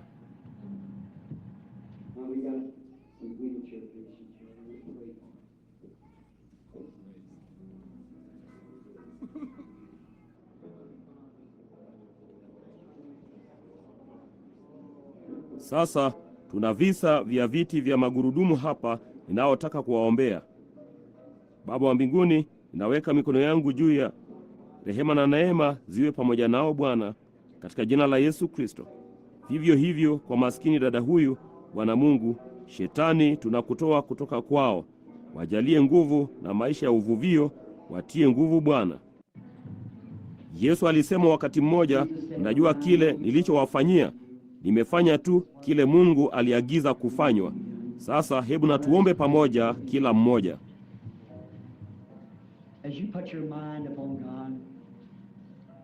Unapoweka nia yako kwa Mungu, shikilia maombi yako. Kumbukeni, aminini sasa, aminini pamoja nasi.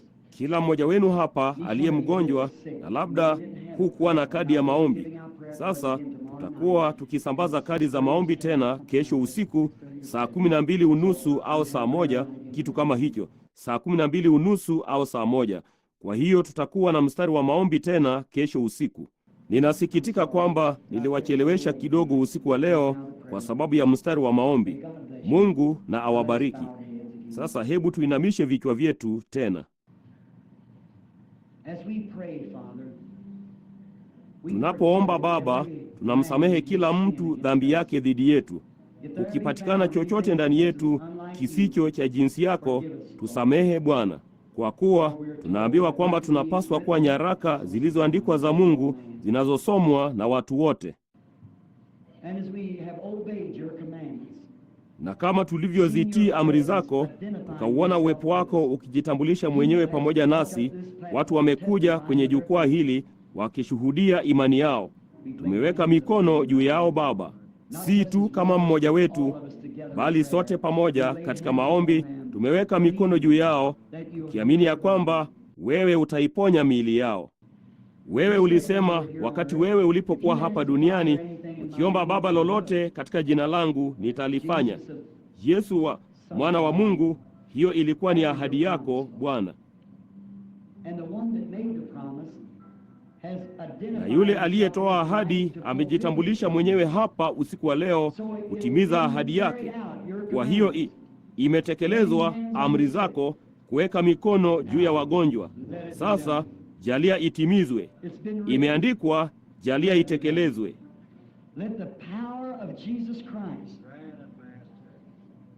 Jalia nguvu za Yesu Kristo zitokeze usiku wa leo na kumtenganisha kila mtu hapa ndani kutoka kwa kutokuamini kokote, na jalia uwepo wa Yesu Kristo, neno, yule anayejua mawazo ya moyo wetu. Jalia hilo lichukue mamlaka usiku wa leo katika kila moyo.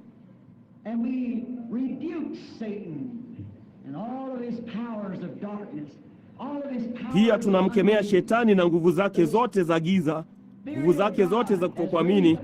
Roho wa Mungu ameinua kiwango dhidi yako shetani. Wewe ni kiumbe kilichoshindwa. Yesu Kristo alikushinda Kalvari.